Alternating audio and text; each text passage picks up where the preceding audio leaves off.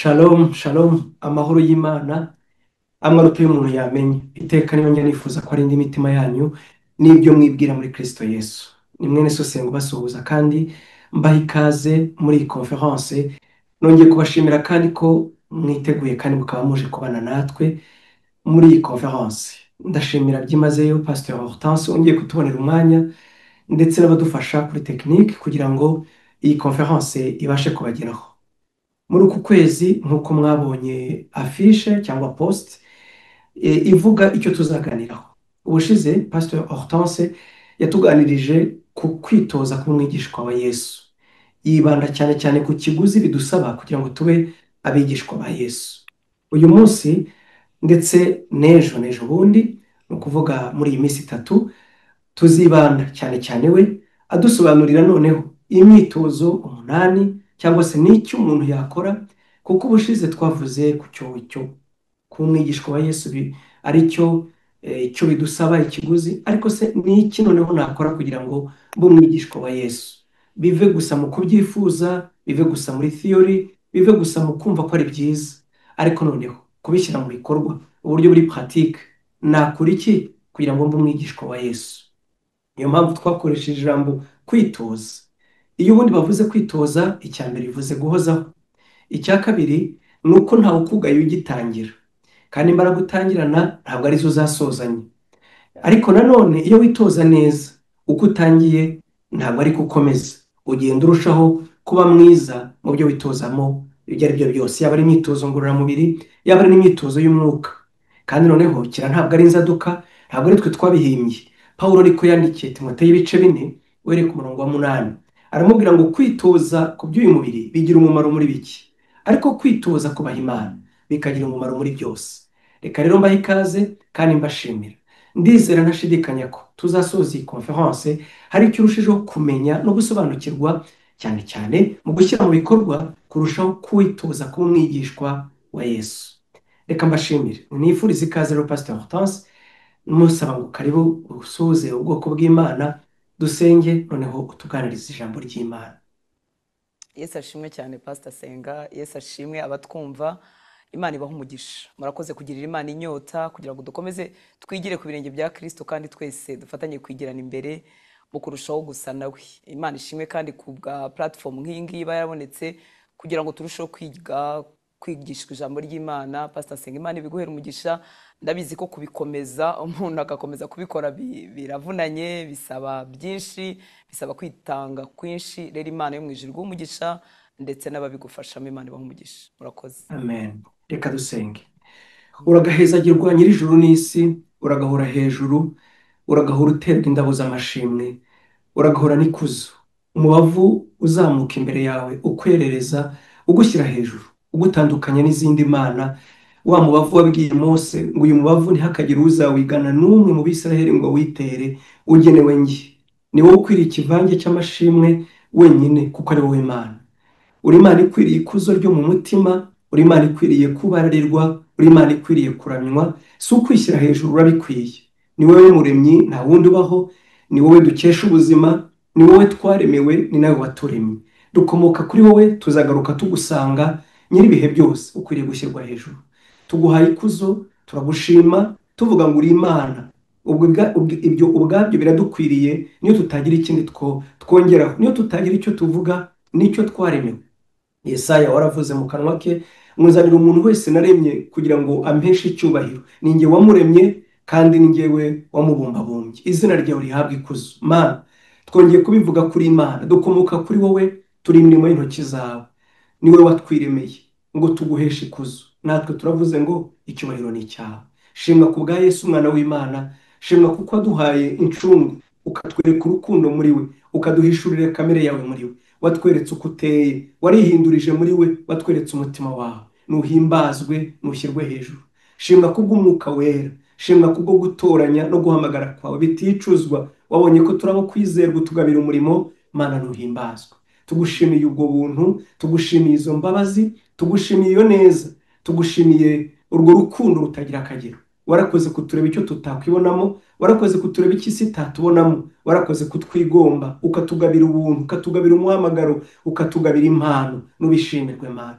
gushimiye umuja wawe, umwana wawe, kandi warakoze kumuhamagara. Ndagushimiye ubuntu wamushyizeho, ngushimiye amavuta, ngushimiye guhishurirwa, ngushimiye ishyaka, ngushimiye urukundo, ngushimiye gusigwa. Warakoze Mana, ibyo wamuhaye natwe tugiye kubyakira. Ni twebwe wabigeneye, wabinyujije muri we gusa ngo twe tubyakire.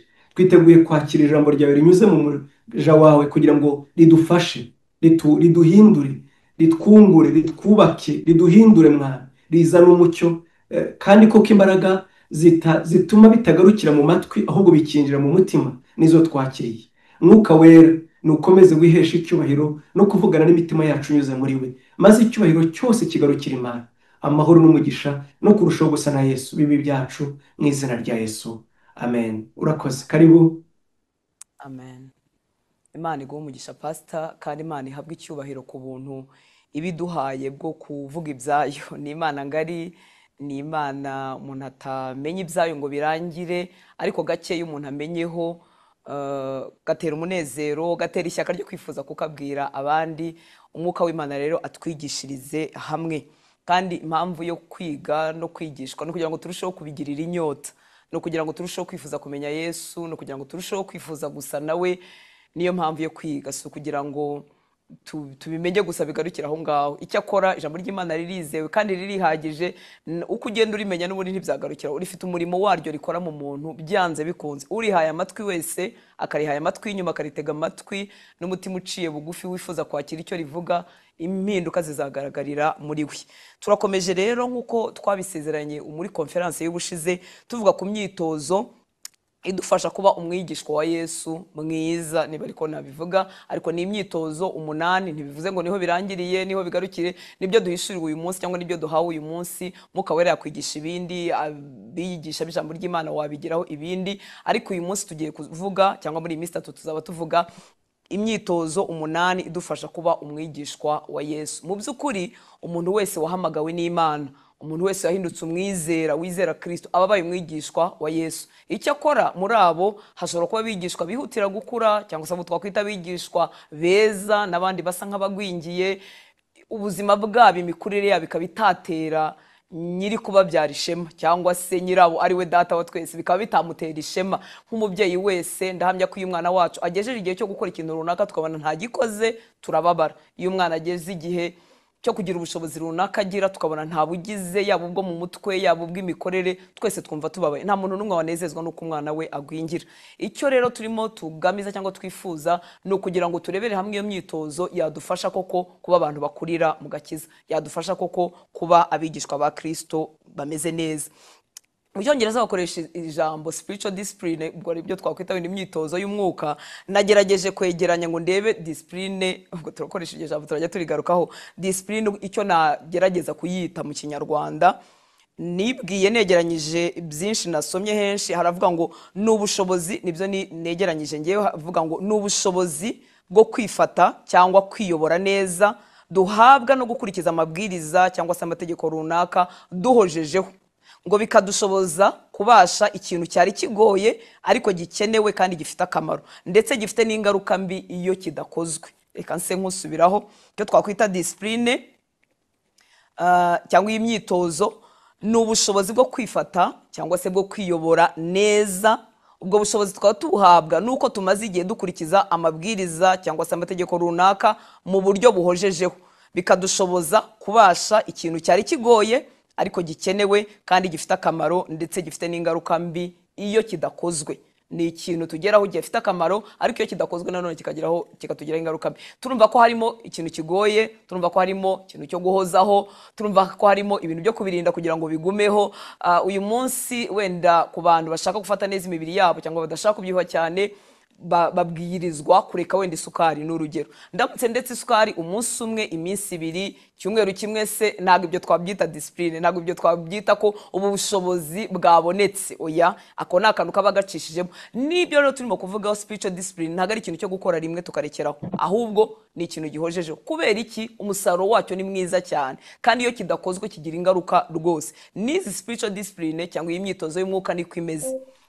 ubushobozi izana mu muntu, ibyara mu muntu, ni ubw'ingenzi, ni ubw'umumaro, kandi nanone iyo bitabayeho bibyara ingaruka. Ni kimwe n'ubundi na disipurine zose zisanzwe zo mu buzima bwacu. Ikindi twemeranyaho, ndahamya ko nta kintu na kimwe mu bintu byose bigize ubuzima bwacu cy'umumaro kiramba gisabwa ko umuntu agikora rimwe. Ntacyo. Ibintu byose, kubera ko dutuye mu isi yaguye, ibintu byose byiza bikorwa habayeho guhozaho, kandi habayeho akantu gatangira kagoranye.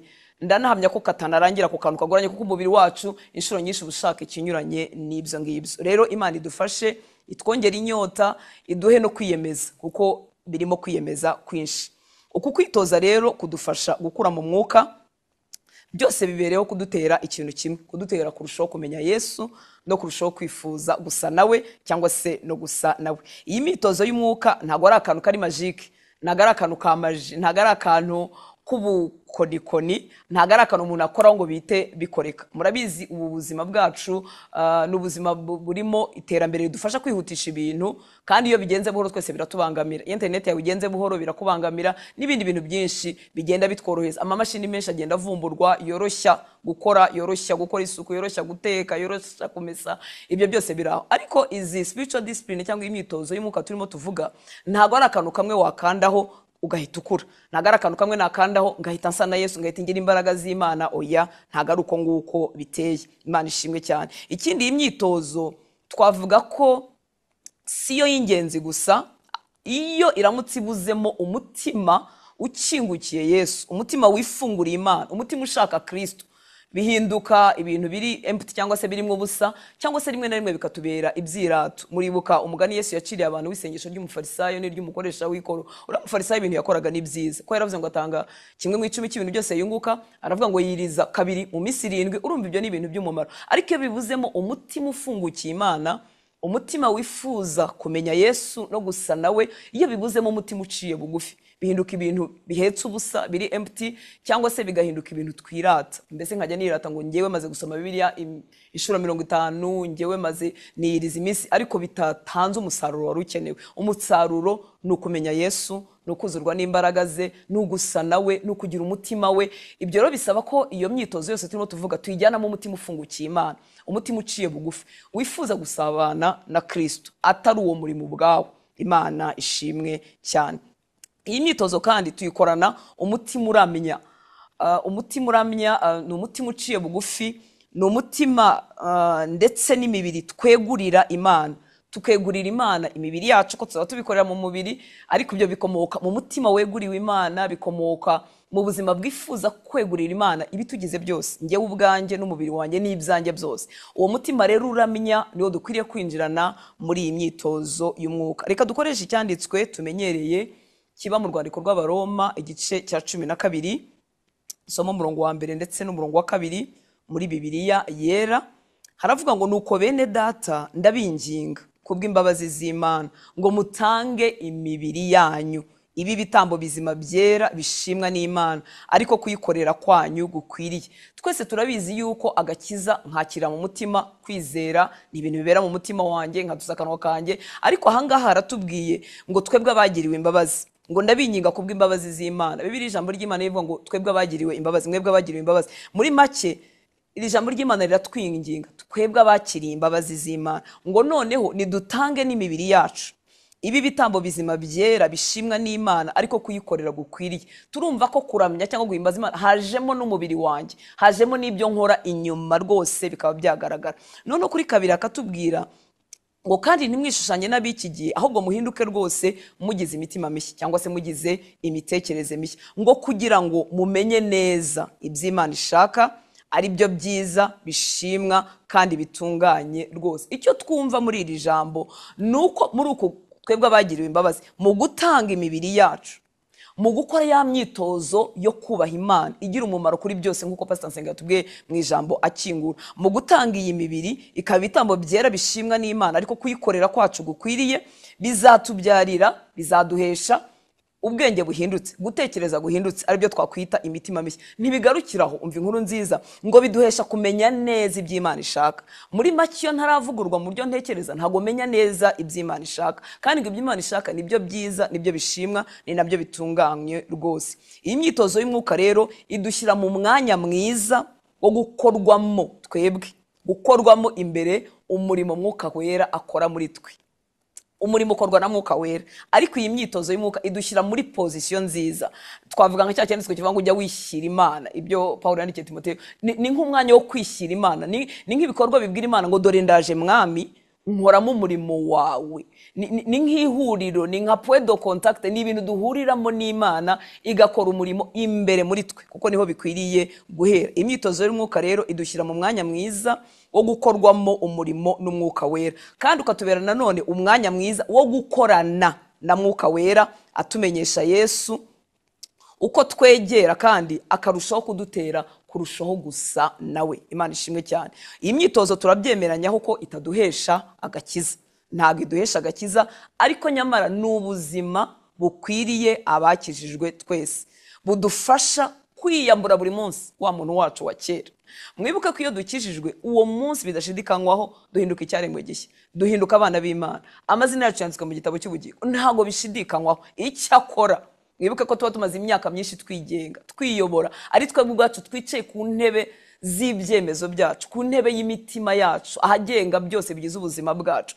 Kuba rero nakijwe uyu munsi, ntabwo ibyo bintu biri bihite bihinduka ngo ntangire kuba umuntu uyoborwa rwose n'Imana. Oya, icyakora nabaye umwana w'Imana, navutse nk'uko umubebe wavutse, hari ubushobozi runaka atari yagira, hari ibyo akorerwa rero kugira ngo akure. Turemeranyaho ko iyi myitozo y'umwuka ni ubuzima bukwiriye abakijijwe kugira ngo batagwingira, kuko bashobora rwose kugwingira. Buzabafasha rero ubuzima kwiyambura buri munsi wa muntu wa kera waheneberezwaga no gukiranirwa, wayoborwaga no kwifuza kubi, wayoborwaga nawe ubwe. Ijambo ry'Imana riri mu Bakolosayi igice cya 3 umurongo wa 9 n'uwa 10 haravuga ngo ntimukabeshyane, aho so ntinda, ubwo mwiyambuye umuntu wa kera n'imirimo ye, ngo mukambara umushya. Nkuko bivuga nyine kwiyambura umuntu wa kera, nkuko nakuramo ikote ryanduye nkamara iminsi ndimo nambara umwambaro usa neza, ngo mukambara umushya uhindurirwa mushya. Bibiri ijambo ry'Imana rivuga ngo uvugururirwa. Habaho amavugururwa mu gutekereza kwanjye, mu byo nibwira, mu byo nahitagamo. Ibyo bintu rero turabyumva ko atari ibintu bikorwa umunsi umwe, ni urugendo. Iyo tuje rero muri iyi myitozo bimfasha kwiyambura urutanse wa kera, n'ibyo yakundaga, n'ibyo yibwiraga, atekereza yibwira ko ari na byiza, turaza kubibona. Nkagenda niyambura buri munsi, kandi siniyambura gusa, ndanambara. Ngo mukambara umushya uhindurirwa mushya, ugenda avugururwa, uhindurirwa mushya kugira ngo agire ubwenge, kandi ngo ase n'ishusho y'Iyamuremye. Yahindutse umwana w'Imana mu mwuka we rwose, ariko aragenda ahindurirwa gusa n'Iyamuremye. Ni nka wa mwana usanzwe ugenda akura, tukabona ejo afite agasura ka papa we, ejo afite agasura ka mama we, ejo agenda ashobora ibyo papa we ashobora, agenda ashobora ibyo mama we yamutoje, aragenda ahinduka. Nyamara akivuka n'ubundi yari umwana wabo babyeyi, ariko hari impinduka zigenda zikoreka muri we. Iyo turi muri iyi myitozo rero y'umwuka, bidufasha kwambura umuntu wa kera, nkagenda nambara umuntu mushya ufite ishusho y'Iyandemye, ufite ishusho y'Iyampamagaye, ufite ishusho ya wa wundi wampaye agakiza. Imana ishimwe cyane. Iyo twizeye icyo Kristo yakoze, niko kuturihana tugahinduka abana b'Imana mu buryo budasubirwa, nk'uko atubwira mu Bikorinto 2:5-17, nahindutse icyaremwe gishya. Ariko impinduka za zindi zigenda zinameneka n'inyuma tukazibona, zo ni urugendo. Iyi myitozo rero izadufasha ko izo mpinduka tugenda tuzigeraho rwose, tukagenda dusa n'ishusho y'Iyaturemye, tugahinduka abana rwose badakojeje data isoni. Ndahamya ko abagize umugisha wo kuba bafite abana, hari igihe umwana akora ikintu ukumva ugize isoni, ntumwihakanye nk'umwana wawe n'umwana wawe, ariko ntikiguteje ishema, nturyohewe nuko kuntu agikoze. Nyamara hari ukundi yari kwitwara ukumva uranezerewe, ukumva washaka nko kubwira abantu bose wiwe uriya mwana n'uwanjye, ukumva washaka nko kumwerekana ukuntu, kuko ubuzima bw'uwo mwana buguteye ishema. Iyo rero turimo twiyambura umuntu wa kera, twambara uyu muntu mushya, natwe duhinduka abana bateje data ishema. Imana ishimwe cyane. Abakijijwe ni koko ntabwo tuba tukiri abanzi b'Imana, nk'uko urwandiko rw'Abaroma rutubwira. Twunzwe n'Imana, igice cya 5 umurongo wa 2, twunzwe n'Imana. Ubwanzi bwari hagati yacu n'Imana bwakuweho, ni koko pe, ntukiri umwanzi w'Imana, ariko imigirire yawe, imigenzereze yanjye ntabwo ari kwisa na data. nubwo ubwanzi n'urusika rwadutandukanya rwadukuweho, ariko sinsa na data, ahubwo ndimo ndabyifuza. Imana ishimwe cyane. Uyu murimo rero w'ubuntu wakozwe mu mitima yacu uherekezwa iteka n'inyota yo kwifuza kutongera kubabaza umuremyi wacu. Iteka umurimo w'umuntu iyo ugeze mu mutima w'umuntu uzanamo inyota yo kwifuza kutongera kwiyobora. Niyo umuntu ataramenya ibyanditswe byinshi, nako biba biri, niyo umuntu akifite byinshi ahishwa atari yamenya, ariko uwo murimo iyo ukoretse mu mutima we ahita yumva yifuje kuyoborwa n'Imana, yumva yifuje kunezeza Imana. Iyo nyota rero yavutse mu mutima w'uwakijijwe, wa wundi wakiriye agakiza, iyo nyota ni nayo izamusunikira kwinjira muri iyi myitozo y'umwuka. Niba ariko navuga, umuntu wese wakijijwe, umurimo w'ubuntu wageze mu mutima we, cyane cyane ariko iyo akomeje kumva ijambo rizima, inyota yo kunezeza Imana ivuka muri we. Abatarabishobora pe, abagenda sitara, abakimeze nk'uko yari ameze ejo hashize atari yakizwa, ariko inyota yo kutababaza Imana, inyota yo kunezeza Imana yavutse. Iyo nyota rero niyo imusunikira kujya muri iyi myitozo. Mwibuke ko imyitozo ibiruhanyije, ibigoye, ibabaza n'umubiri. Turabizi iyo abantu batangiye gukora siporo, utaha misikire zose zikurya, ntabwo biba bikuryoheye kujya aho ngaho gukora siporo, ntabwo biryoshye, ariko kubera umumaro bifite ndetse n'umusaruro uzavamo urabyitabira. Imana ishimwe cyane. Uwo twagizwe we rero tumaze gukizwa ntabwo ahita agaragara inyuma, hari urugendo rw'impinduka, ariko ni urugendo twese duhamagarirwa kwifuza gusa na Yesu. Mwibuke ko tuba tumaze imyaka twigenga, tuyoborwa n'ibitekerezo byacu bwite cyangwa ibitekerezo by'abantu twita abahanga, kuko hari igihe ahangaha tuhibeshya tukibaza ko ibitekerezo by'abantu iteka bibayobora mu bintu bibi. Hari abantu bafite ibitekerezo bitabayobora mu bintu bibi, bibayobora mu bintu byiza, bifitiye umumaro sosiyete, bifitiye abantu umumaro, ariko bishobora kunyurana n'Imana ivuga. Iyo tuje rero twakijijwe, umurimo Imana yifuza gukora ni ukuvugurura iyo mitekerereze yose mfite itajyanye n'ijambo ry'Imana. Umva uko Imana yita ubwenge bw'abanyabwenge ariko budahuye n'ijambo ry'Imana. Mu Bikorinto ba mbere 3:20 haravuga ngo, kandi ngo Uwiteka azi ibyo abanyabwenge batekereza ko bitagira umumaro. Nyamara hari ibintu batekereza, hari n'udustatement umuntu ajya asoma cyangwa amagambo yanditswe n'abanyabwenge ukumva dufite logique itondetse neza, ukumva turavugika neza, ariko Uwiteka iyo binyuranye n'ijambo rye aravuga ngo ibyo batekereza nta mumaro bigira. Ndetse yahisemo gukiza abamwizera, yahisemo kutabakirisha ubwenge bw'isi. Imana ishimwe cyane. N'uwo murimo rero mugari munini Imana ibirimo gukora muri twebwe, kugira ngo gutekereza kwawe nigushaka kubera ku ubwenge cyangwa se ari ukubupfapfa, ariko kuvugururwe hajyemo gutekereza kwa Kristo. Imana ishimwe cyane. Iyo dukijijwe rero, Umwuka Wera atangira umurimo wo kutweza kugira ngo turusheho gusa niyaduhamagaye. Atangira umurimo wo kutweza, kandi iyi myitozo tugiye kuvuga ninde uzumva n'ahandi Umwuka Wera ayikoreramo, tukagenda twezwa rwose. Imana ishimwe cyane. Tukarushaho kumenya Kristo uwo ari we muri twe, tukarushaho kumenya twebwe abo turi bo muri we, pozisiyo dufite mu Mana, tukamenya iby'Imana ikunda, tukamenya iby'Imana yanga, ibitekerezo byacu bikavugururwa. Kandi inkuru nziza nuko tutamenya gusa, ahubwo tugenda duhabwa gusa nabyo, tugenda duhabwa imbaraga zo gutangira gukunda iby'Imana ikunda, gutangira kuzinukwa iby'Imana yanga, kandi byarahoze bigize ubuzima bwacu, twarahoze tubikunda. Imana ishimwe cyane. Umwitozo wose rero uko umuntu agenda awukora asobanukirwa n'umumaro wawo, arushaho kuwukunda. Abajya mu gukora siporo muri gym, mu mazu ya siporo, mu mazu y'imyitozo ngororamubiri, iyo amaze gusobanukirwa ngo iki cyuma gikora kuri iyi miskle, ibi bikugirira umumaro, bizakomeza amaguru yawe, bizakomeza umugongo wawe, bizatuma umera neza. Umaze kumenya umumaro wabyo, nubwo bitangira bivunanye, uzarushaho kubyitabira kuko uzi umumaro wabyo, kandi uwo mumaro wabyo n'umusaruro urawushaka. Imana ishimwe cyane. Kwitoza kubaha Imana rero ntago bigira igihombo na kimwe. Umukozi w'Imana yabidusomeye mu rwandiko rwa mbere rwa Timoteyo igice cya 4:8. Reka ngiye nkoreshe Bibiliya, ijambo ry'Imana. Haravuga ngo imyitozo ngororamubiri ifite akamaro ariko gake. Imyitozo ngororamubiri igira akamaro, dukwiriye kuyitabira kugira ngo iyi mibiri yacu imere neza, dukorere Imana bimeze neza. Ngo imyitozo ngororamubiri ifite akamaro ariko gake, naho kubaha Imana byo bigira akamaro ku buryo bwose, bitanga icyizere cyo guhabwa ubugingo bw'ubu n'ubw'igihe kizaza. Kwitoza kubaha Imana ntabwo bifite umumaro mu gihe kizaza gusa, bifite umumaro muri none.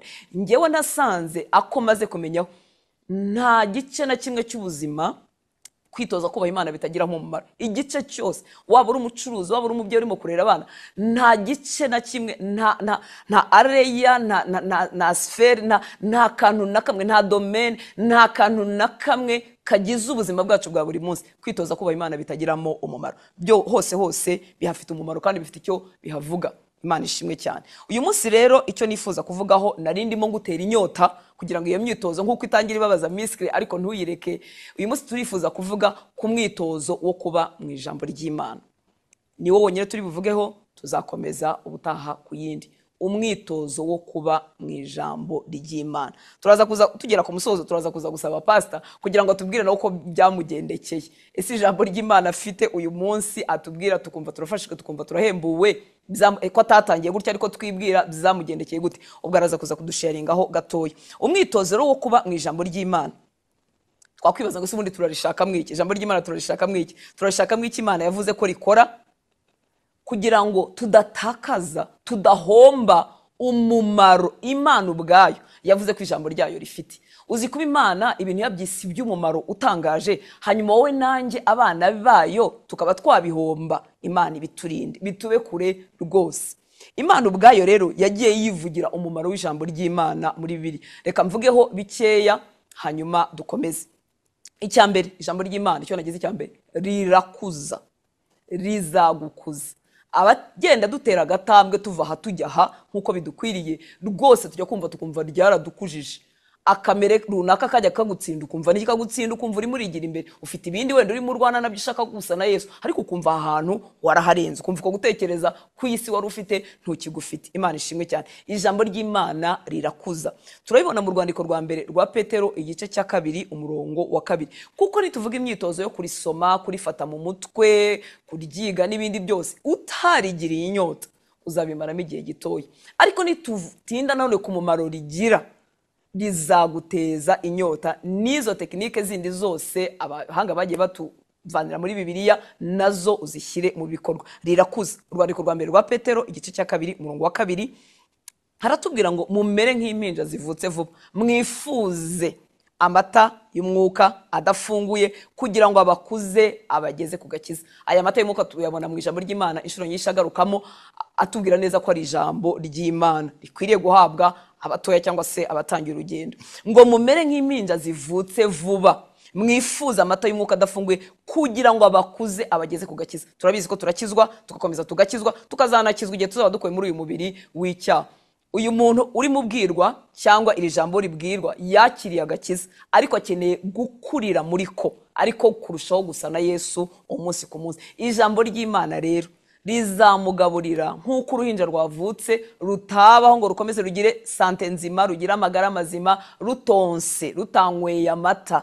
Nicyo kintu bamuramiza umubebe wavutse uruhinja bamuramiza amata byihute, bamushyira ku ibere rya mama we byihuse. Mama adahari cyangwa yagize uburwayi bamuha amata byihuse. Kubera iki? Ntago ari bugire ubuzima, nyamara yarabufite, afite guhumeka, afite ingingo, ariko ntibiri bukombere, ntibiri bukure nataramizwa amata. Ijambo ry'Imana ryaratinyitse riratubwira ngo natwe abakijijwe twifuza amata y'umwuka kugira ngo adukuze tugere ku gakiza, tugire gukomerera muri Kristo, tugire gusana, dukure twe kugwigira. Ntago rero numva ko ikintu Imana yavuze ko gikuza mu kurushaho gusana Yesu njyewe nawe tutacyitaho. Ndahamya ko abakijijwe twese nta muntu n'umwe wifuza kugwingira. Nawe pe nganire n'abana b'Imana benshi, nta muntu wifuza guhora tsindwa, nta muntu wifuza gutsindwa n'ingeso. Iyo zadutsinze turababara, iyo umujinya wadutinze turababara, iyo amarari y'ibyisi yadutsinze turababara. Abakijijwe twese tubabazwa no kudasana Kristo. Niba rero data turangira umuti udukuza ngo turusheho gusana Kristo, ni gute se wowe nanjye tutawitaho? Imana ishimwe cyane. Rirakuza. Ikindi ribeshaho. Ibi none ni ibintu Yesu yatubwiye muri Matayo 4:4 mu kiganiro cye yagiranye na Satani. Matayo 4:4 yaravuze ngo ntago dutungwa n'umutima gusa, ngo ahubwo umuntu wese ngo atungwa n'ijambo ryose riva mu kanwa k'Imana. Niba Yesu yaravuze ngo iki kintu gitunga umuntu, ni gute ngewe nawe twakinegrija? Ni gute ngewe nawe twacyitaho? Imana iduha ubuntu, Imana iduhe imbaraga. Reka tuhasome Matayo 4:4 muri Bibiliya. Ijambo ry'Imana haravuga ngo Yesu aramusubiza ati biranditswe ngo umuntu ntatungwa n'ibyo kurya gusa, ahubwo atungwa n'ijambo ryose Imana ivuga. Ijambo Imana ivuga riragutunga, ukabyibuha mu muntu wawe wamwe imbere, ukagwiza imbaraga zo gutsinda iby'isi, ukagwiza gusa na Yesu, ugashira ubwoba bw'ibihe. Iyo tutagaburiwe ushobora no kuba utari mu byaha, ibyo twita ibyaha, ariko ubwoba bw'ibihe bukakumara, ubwoba bw'ibihe bukakwicisha stress, bukakwicisha umuhangayiko, kuko umuntu wawe arashonje ntabwo ariye. Turabizi umuntu w'inyuma iyo adaheruka kurya agira intege nkeya, ntabwo wamuteruza ikintu, ntabwo wamukoresha imirimo y'imbaraga adaheruka kurya, ararambarara. Abajya biyiriza mukamara iminsi, urabizi ujya wumva ukumva mu ntege ntiyakora, ukumva amaso ntareba neza. Kubera iki se? Uyu mubiri utungwa n'ibyo kurya, n'umuntu wacu wo mu mwuka atungwa n'ibyo kurya. Iyo ibi bintu biba atari byo, Yesu aba yaraturangiye undi muti. Murabizi neza ko Yesu atari umwigisha ushyeshya cyangwa ubeshya cyangwa se ufrata. Ibi rero yavuze niko kuri, ngo biranditswe ngo umuntu ntatungwa n'ibyo kurya gusa, ahubwo atungwa n'ijambo ryose riva mu kanwa k'Imana, atungwa n'ijambo ryose Imana ivuga. Muri make, ijambo ry'Imana uretse no kugukuza riri kubeshaho, ukaba umuntu ufite ubuzima. Warakijijwe ariko ukeneye kuba umuntu ufite ubuzima Imana yakugeneye. Tukiri inahangaha nshuti y'Imana, hari umunsi tuzareba Imana amaso ku maso, ariko tukiri inahangaha ukeneye kubyibuhira mu cyo wakiriye, ukeneye gushishira mu gakiza ukagira ubuzima. Birababaza, bitera umubabaro kuba narakijijwe ariko sinse n'uwakijijwe. Imana iduhe ubuntu. Ikindi, riduha gutekereza kw'Imana. Nicyo ngize icya gatatu. Naritegereje mu buzima bwanjye, mu buzima bw'abandi bizera, nsanga ikintu kiturushya muri uru rugendo, ikintu kiturwanya muri uru rugendo, bantu b'Imana, ni ibitekerezo byacu. Intambara mu bitekerezo irakomeye, ku buryo umuntu ashobora gukizwa ariko agakomeza akibwira nk'uko yibwiraga kera, uburyo afata ibyemezo, uburyo abaho, uburyo aca mu bihe bikomeye by'ubuzima cyangwa ibyiza, abibaho nk'uko yabagaho kera, nyamara n'umwana w'Imana. Umwe rero umubanzi dufite badukomerera muri uru rugendo ni ugutekereza kwacu. Gutekereza kwacu rero kuzahindurwa n'ijambo ry'Imana. Imana ishimwe cyane. Iri jambo rero riduha gutekereza kw'Imana. Hagati ntangira nigeze kuvuga ngo niyo umuntu yaba arimo yibwira ibintu byiza, ariko iyo binyuranye n'ijambo ry'Imana bihinduka ibishukana. Yeremiya yaratwandikiye 17:9 muri bibiri, ijambo ry'Imana aravuga ngo umutima w'umuntu ngo wibeshya kurusha byose, ngo ntushobora guhinduka, ntawe usobanukirwa. Umutima w'umuntu uribeshya niyo urimo wibwira ibintu byiza, iyo binyuranye n'ijambo ry'Imana urishuka ukajya upanga ibintu binyuranye rwose n'ijambo ry'Imana. Umuntu yabirebera inyuma cyangwa tubaha Imana cyangwa ritaramwuzura, hakajya yumva bifite ubwenge kandi biratomoye. Imana itugirire imbabazi. Iri jambo rero rigwiriye muri twebwe riduha kwakira igitekerezo cy'Imana, riduha kugenda buke buke rutansashiramo ko yatekerezaga niko yibwira, yakira gutekereza kw'Imana. Hahandi twasomye mu Baroma 12:2, reka none nkoreshe Bibiliya, ijambo ry'Imana haravuga ngo ntimugakurikize imibereho y'abiki gihe, ahubwo mureke Imana ivugurure. Ibitekerezo byanjye bikenera kuvugururwa buri munsi. Maze imyaka itari mike cyane mu gakiza, ariko njya nsanga ibitekerezo byanjye bikeneye kuvugururwa buri munsi. Njya nsanga gutekereza kutari kwa Kristo, nkumva ndatangaye kuko gutekereza kugihari. Niyo mpamvu ijambo ry'Imana nta muntu urirangizayo ngo avuga ati narabisomye narabirangije. Uwo muntu aba yaguye mu gatego. Ahubwo buri munsi dukenera kwakira uko kuvugururwa muri twebwe. Ngo ntimugakurikize imibereho y'abiki gihe, ahubwo mureke Imana ivugurure ibitekerezo byanyu ngo mube muhindutse rwose. Uko gutekereza kwanjye kuvugururwa niko ngenda mpinduka rwose, ngo nibwo muzashobora kumenya neza iby'Imana ishaka. Muri make ibitekerezo byacu bitavuguruwe ntabwo tumenya neza iby'Imana ishaka, ngo kugira ngo muhitemo ibyiza biyishimishije kandi bitunganye rwose. Guhitamo ibyiza bishimishije Imana kandi bitunganye bizangana n'ikigero navuguruye mu bitekerezo byanjye. Imana ishimwe cyane. Ntabwo rero duhinduka uko dutekereza gusa, ahubwo iyo bihindutse biduha no kubaho bwa buzima bwa Kristo. Ibi bintu by'Imana ni byiza kandi birafatanye, ni uruhererekanye. Ntago mpinduka gutekereza kwanjye gusa ngo nakire gutekereza kwa Kristo ngo bigarukira aho ngaho. Urugero, iyo mu ijambo ry'Imana mpishuriwe imbabazi za Kristo, nuvuga ngo gutekereza kwanjye ko ntababariwe, ko ntababarirwa, ko ntakwemerwa, icyambere kurahinduka. Nkamenya imbabazi ze zirakama, nkamenya imbabazi ze ziteka ryose. None umva inkuru nziza, ntago bigarukiraho. Ahubwo ibyo nahishuriwe mu ijambo ry'Imana by'imbabazi za Kristo biragenda bikazana impinduka muri njyewe, bikanyongerera nanjye kugirira abantu imbabazi. Ni igitangaza cy'Imana. Uko mpishurirwa urukundo rwa Kristo mu ijambo ry'Imana, bikavugurura kwangwa, gutabwa, by'isi byose biba byaranyanduje, wenda wagize ibyagugira ababyeyi batagukunda, ibintu byinshi by'inzangano zuzuye mu isi bikabitwuzuye. Uko ijambo ry'Imana rivugura gutekereza kwanjye, nkakira urukundo rwa Kristo, bikagenda bihindura uko ntekereza, bizambyarira ikintu cyiza cyo gutangira nanjye kugenda nkunda buke buke nk'uko Kristo akunda. Muri make ntabwo riduha amakuru gusa, ntiriduha gutekereza gusa, ahubwo ridushoboza no kuba muri ubwo buzima. Igituma ushobora kugorwa no kubabarira abantu nuko utarahishurwa imbabazi z'Imana zitagira akagero. Ariko numenya imbabazi z'Imana zitagira akagero, ukamenya urukundo rwe, ukamenya ugahishurirwa ubuntu Imana ikugirira budakama budashira, bizakongera imbaraga zo kuha abantu ubuntu. Buri abantu bakeneye ubuntu, abantu bakeneye guhabwa amahirwe akurikiraho, ariko iyo tutahishurira ubuntu Imana itugirira, natwe kubiha abantu biba bikeye. Rero riduha gutekereza ku Imana kandi rikadushoboza no gutangira kuba muri ubwo buzima bw'Imana. Imana itugirire neza, hanyuma tukongererwa gukunda abantu, tukongererwa gutanga ubuntu, tukongererwa kugira imbabazi. Icyo duhishuriwe mu ijambo kigenda kiduhindukira ubuzima buke buke. Ikindi, uku guhindurirwa gutekereza biduhesha n'ubutsinzi mu buzima bw'uyu munsi, kubera ko tugenda twizera Imana.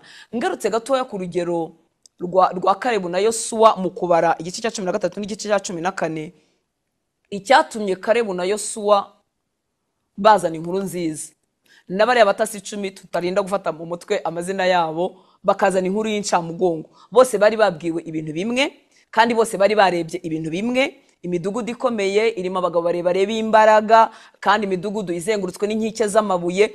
Ariko inyifato ya Kalebu na Yosuwa biravana ko gutekereza kwabo kwahindutse. Imana yabo barayizi, niyo mpamvu bavuze ngo niba Uwiteka twishimira tuzabamanyagura nk'imitsima. Bari abagabo 10 baraje baravuga, Bibiliya ijambo ry'Imana iratangaje, yaravuze ngo twibonaga tumeze nk'udushishi. Baduhaye urugero rwiza ngo bibonaga bameze nk'udushishi imbere y'abo bantu. Ijambo ry'Imana niritavugurura gutekereza kwawe, nutaritinda nukuri imbere ya situation zimwe na zimwe z'ubuzima uzajya wibona nk'agashishi, cyangwa se ugire izindi complexe zishingiye nako ukundi kwiringira ikintu runaka ufite, position runaka, umwanya runaka, diplome runaka cyangwa amafaranga, mbese agaciro kawe ugashingire kuri ibyo. Ariko ijambo ry'Imana rituvugurura, tuzabaho neza muri iyi si, tuzamenya neza iby'Imana ishaka, tuzagira ubuntu bwa Kristo bukoreye muri twebwe, tubashe kubaha abandi, tuzabaho ubuzima Kristo yifuza ko tuba. N'urugendo rero, kuvugururwa kw'ibitekerezo n'urugendo. Ariko reka dutangire uyu munsi ijambo ry'Imana rikingurira umutima, rijyemo, riha umwanya mu buzima bwawe, rizikorera umurimo waryo. Imana ishimwe cyane. Icyo nagize icya kane, Umwuka Wera ararikoresha mu kutweza no kudutunganya. Hari ingeso zitwizingiraho zikatunanira, ariko ijambo ry'Imana ririhagije, rifite imbaraga zo kweza umuntu. Muri Yohana 17:17 Yesu yaravuze ngo ubereshe ukuri, ijambo ryawe niko kuri. Muri ibi ijambo ry'Imana ravuga ngo ubiyegurire, sanctify them, ubiyegurire ukoresheje ukuri kwawe, ijambo ryawe niryo kuri. Mwuka Wera utweza, udutera gusa na Yesu, azakorera muri iri jambo. Ijambo ry'Imana uko turirya, uko turibamo, riratweza, riradutunganya. Ujya kwisanga ugasanga hari ikintu wari ugiye gukora, wari ugiye kuvuga se, wari utekereje se, ariko ukibuka ijambo ry'Imana rinyuranye nacyo, ukagenda wezwa, ugenda usa n'icyo ijambo ry'Imana rivuga. Hanyuma iri jambo ridutunganya, ritweza, cyanditswe abantu benshi barakizi, urwandiko rwa 2 rwa Timoteyo igice cya 3:16, nkoresheje Bibiliya ijambo ry'Imana. Nukuri uyu mumaro w'igitangazo uri mu ijambo ry'Imana, wowe nanjye turawukeneye, ntushobora kuwibuza. Ntabwo ushobora kubibuza kuko urabikeneye, ahubwo byuka nk'uko umuntu ajya muri gym kandi umubiri wari unaniwe yashaka kwiryamira, ariko kuko biri ngombwa ko afata neza umubiri wakajyayo, nawe byuka ube mu ijambo ry'Imana.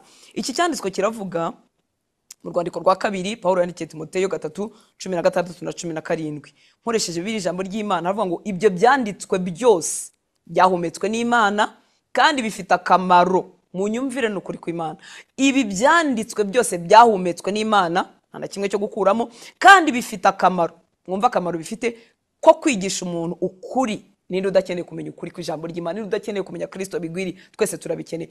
Hanyuma ibi byanditswe byarangiza ngo bikamagana ibibi. Uzi ibibi biba birunze mu buzima bwanjye, ijambo ry'Imana rifasha kwamagana ibibi muri njyewe. Ngo ryarangiza ngo rikaberaho gukosora umuntu. Nshuti z'Imana, niba ari ikintu dukenewe ni ukubona abantu badukosora batubwije ukuri bafite n'urukundo. Ijambo ry'Imana rirabifite, riragukosora uri wenyine, ukagabanya ibintu runaka bitari ngombwa. Niba uvuga menshi ukayagabanya, niba tudafite ikinyabupfura tukakigira, niba twasuzuguraga tukubaha abantu, riradukosora, rigenda dugaga agaciro abantu tudashingiye kuko basa n'ibyo batunze. Iri jambo ry'Imana rihetse imbaraga zikosora umuntu.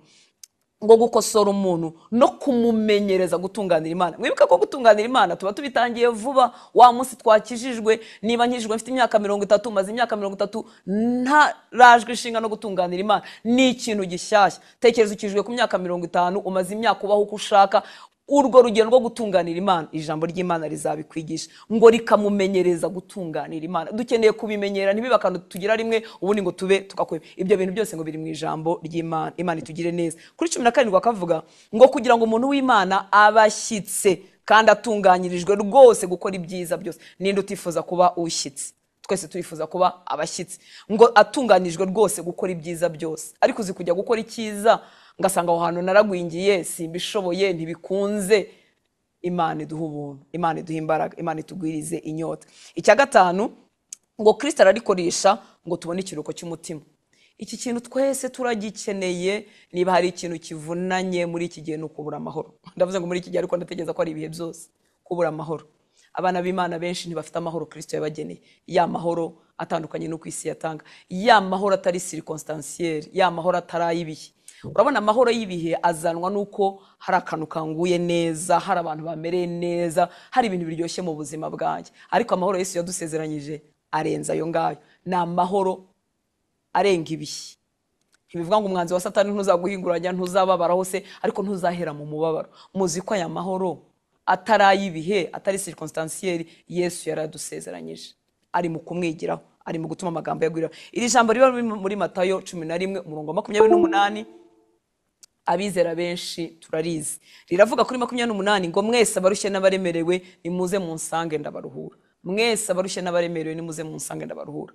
Sinzi nako ndahamya kuko utaba mwisi ngo bye kukubaho. Sinzi niba wari wagira ijoro riruhije cyangwa isaha iruhije cyangwa ibihe biruhije ngo wumve uburyo bivuna umutima. Biravuna umutima. Umuntu ashobora kubura ibitotsi, umuntu ashobora kunanirwa kurya kandi asanzwe yigirira apeti, umuntu ashobora kunanirwa kubyuka ngo ajye mu kazi kandi ari akazi kamutunze kamuzanira amafaranga atungisha umuryango. Umuntu ashobora kubera umuruho mu mutima, umuntu ashobora kunanirwa ibintu byose byiza. Dushobora kumusanga mu nzu nziza twakaba aritwe tuyibona we ntayibone kubera umuruho w'umutima. Umuruho w'umutima uragatsindwa n'Uwiteka. Ariko ikiruhuko ntikiri mu murongo wa 20. Ikiruhuko Yesu yakiturangiye mu murongo ukurikiyeho uko tucyakira. Ndakwinginga kubw'imbabazi z'Imana. Ndabizi ko ikiruhuko gikeneye nkuko nanjye gikeneye, ariko dore uko akiturangira. Aratubwira ngo mwemere kuba abagaragu banjye.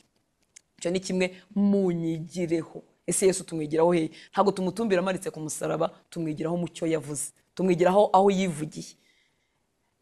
Dushobora kubyumva mu ndirimbo, ariko mu ndirimbo kaba ari agace gatoya. Iyo tugize Imana abantu bakaririmba ibyanditswe, ariko mu ijambo rye yarivuze arirambura ngo mwemere kuba abagaragu banjye munyigireho, ngo kuko ndi umugwaneza kandi noroheje mu mutima, namwe muzabona uburuhukiro mu mitima yanyu. Uko tumwigiraho niko tugira ikiruko cy'umutima. Mba numva ndi umuhamya w'ibi kuko mazeho iminsi itari mike yankijijwe.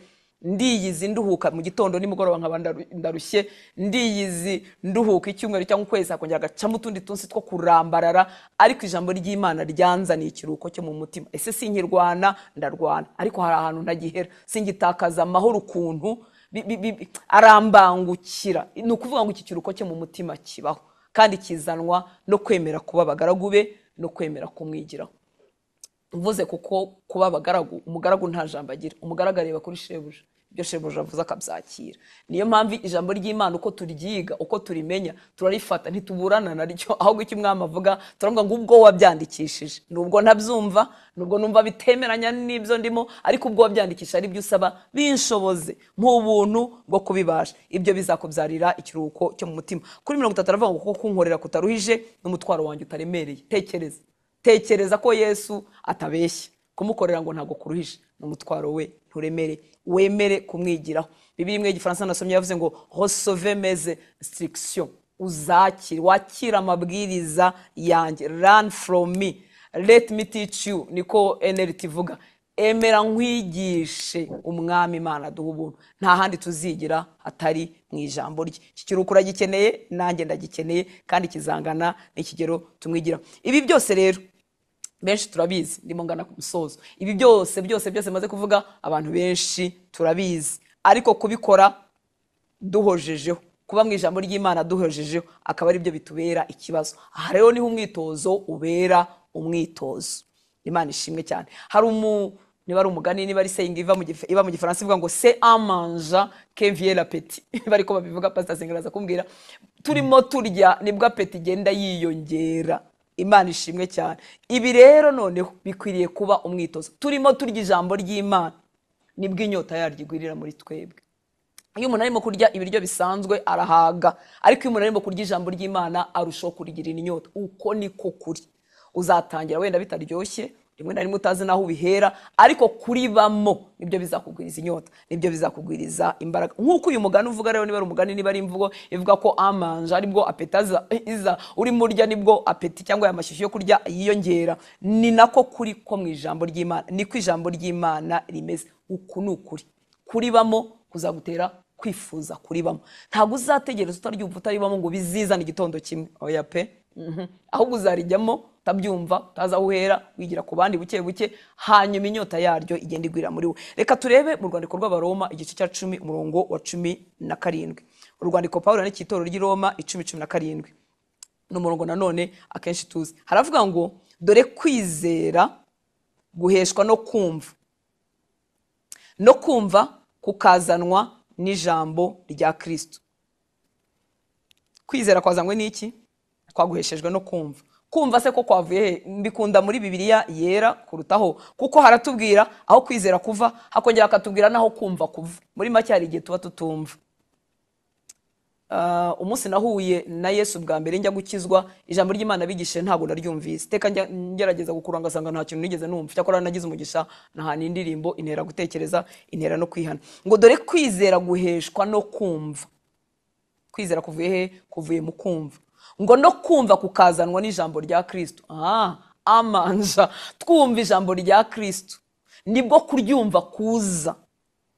Umuntu ashobora guhura naryo agataha nta kintu yumvise, ntacyo yafashe mutwe, ntacyo yibuka, ariko gukomeza kuryumva bizamuzanira nyine kubasha kumva, bizamuhesha kumva. Muri Bibiliya ijambo ry'Imana haravuga ngo ku murongo tujye mu Baroma igice cya 1 no murongo 16, ngo erega kwamamaza ubutumwa bwiza ntibintera isoni, kuko aribwo bubasha Imana ikoresha rya jambo bwa butumwa, ibi byanditswe byera. Ngo erega kwamamaza ubutumwa bwiza ntago bintera isoni. Kubera iki? Kuko bihetse imbaraga. Ngo kuko aribwo bubasha Imana ikoresha ngo ikize uwemera Kristo wese, uhereye ku Bayahudi ukageza no ku bandi. Mu by'ukuri ijambo ry'Imana rihetse ububasha, rihetse imbaraga zihesha umuntu kwizera Kristo. Ku murongo wa 17 ntago ari ukwizera kurangira, haravuga ngo ubwo butumwa nibwo buhishura uburyo Imana iha abantu kuyitunganira babikesha kwemera Kristo, bigatuma bagenda barushaho kumwizera. Bamwizeye babikuye he? Mu butumwa bumvise. Barashaka kurushaho kumwizera, nibakomeze bumva ubutumwa burabahesha kurushaho kumwizera. Ngo ni nako ibyanditswe bivuga ngo utunganiye Imana abitewe no kuyizera azabaho. Muri make ubutumwa bwiza nibwo bumenyesha abantu ko batakijijwe n'imirimo. Oya, ubutumwa bwiza bubasobanurira uku gutsindishirizwa, uku kubarwaho gutunganira Imana bikuwe mu kwizera. Ngo ariko nanone ubu butumwa bwiza bumva nibyo bituma bagenda barushaho kumwizera. Muri make si ikintu umuntu yumva ngo arekeraho. Twarabwakiriye, twarabwumvise buduhesha kwizera Kristo, tubarwaho gukiranuka cyangwa se gutunganira Imana tutakore, ariko turashaka gukomeza kumwizera, nidukomeze tubwumve. Imana ishimwe cyane. Ni mu butumwa abantu bamenya ko kwizera kubagira intungane mu maso y'Imana, kandi kurushaho kumwizera nabyo bibikiwe mu ijambo ry'Imana, niho babikura. Aha rero nshuti z'Imana, niyo mpamvu umwanzi wacu yifuza ko ubutumwa bwiza bwa Yesu Kristo butavugwa, kuko arabizi ko buhetse imbaraga. Atera abantu ibirangaza byinshi kugira ngo ubwo butajya mu matwi yabo, kuko nibabwumva buzabakiza, buzabahesha kwizera Kristo, buzabahesha kurushaho kumwizera. Azarwanya yaba batarizera kugira ngo batabwumva, yaba bizeye ngo batakomeza kubwumva bakarushaho kumwizera. Imana itugirire imbabazi. Icyo Satani abarwanya cyangwa icyo abashaka ni ukugira ngo igitwikirizo cyo kujijwa, igitwikirizo cy'ibyo umuntu asanzwe yibwira by'ubwenge yakuye mu bahanga, yakuye mu byo yemera n'ibyo yizera, aba ari cyagumana. Ubutumwa bwiza ntibuze ngo bumutere kwizera. Hano mu Bikorinto ba kabiri, urwandiko rwa kabiri, Pawulo yandikira itorero ry'i Korinto igice cya 4 umurongo wa 3 kugeza kuri 4, haravuga ngo ariko niba ubutumwa bwiza twahawe butwikiriwe abarimbuka, ngo ari bo batizera, ab'Imana y'iki gihe yahumiye imitima, kugira ngo umucyo w'ubutumwa bwiza bwa Kristo ari we shusho y'Imana utabatambikira.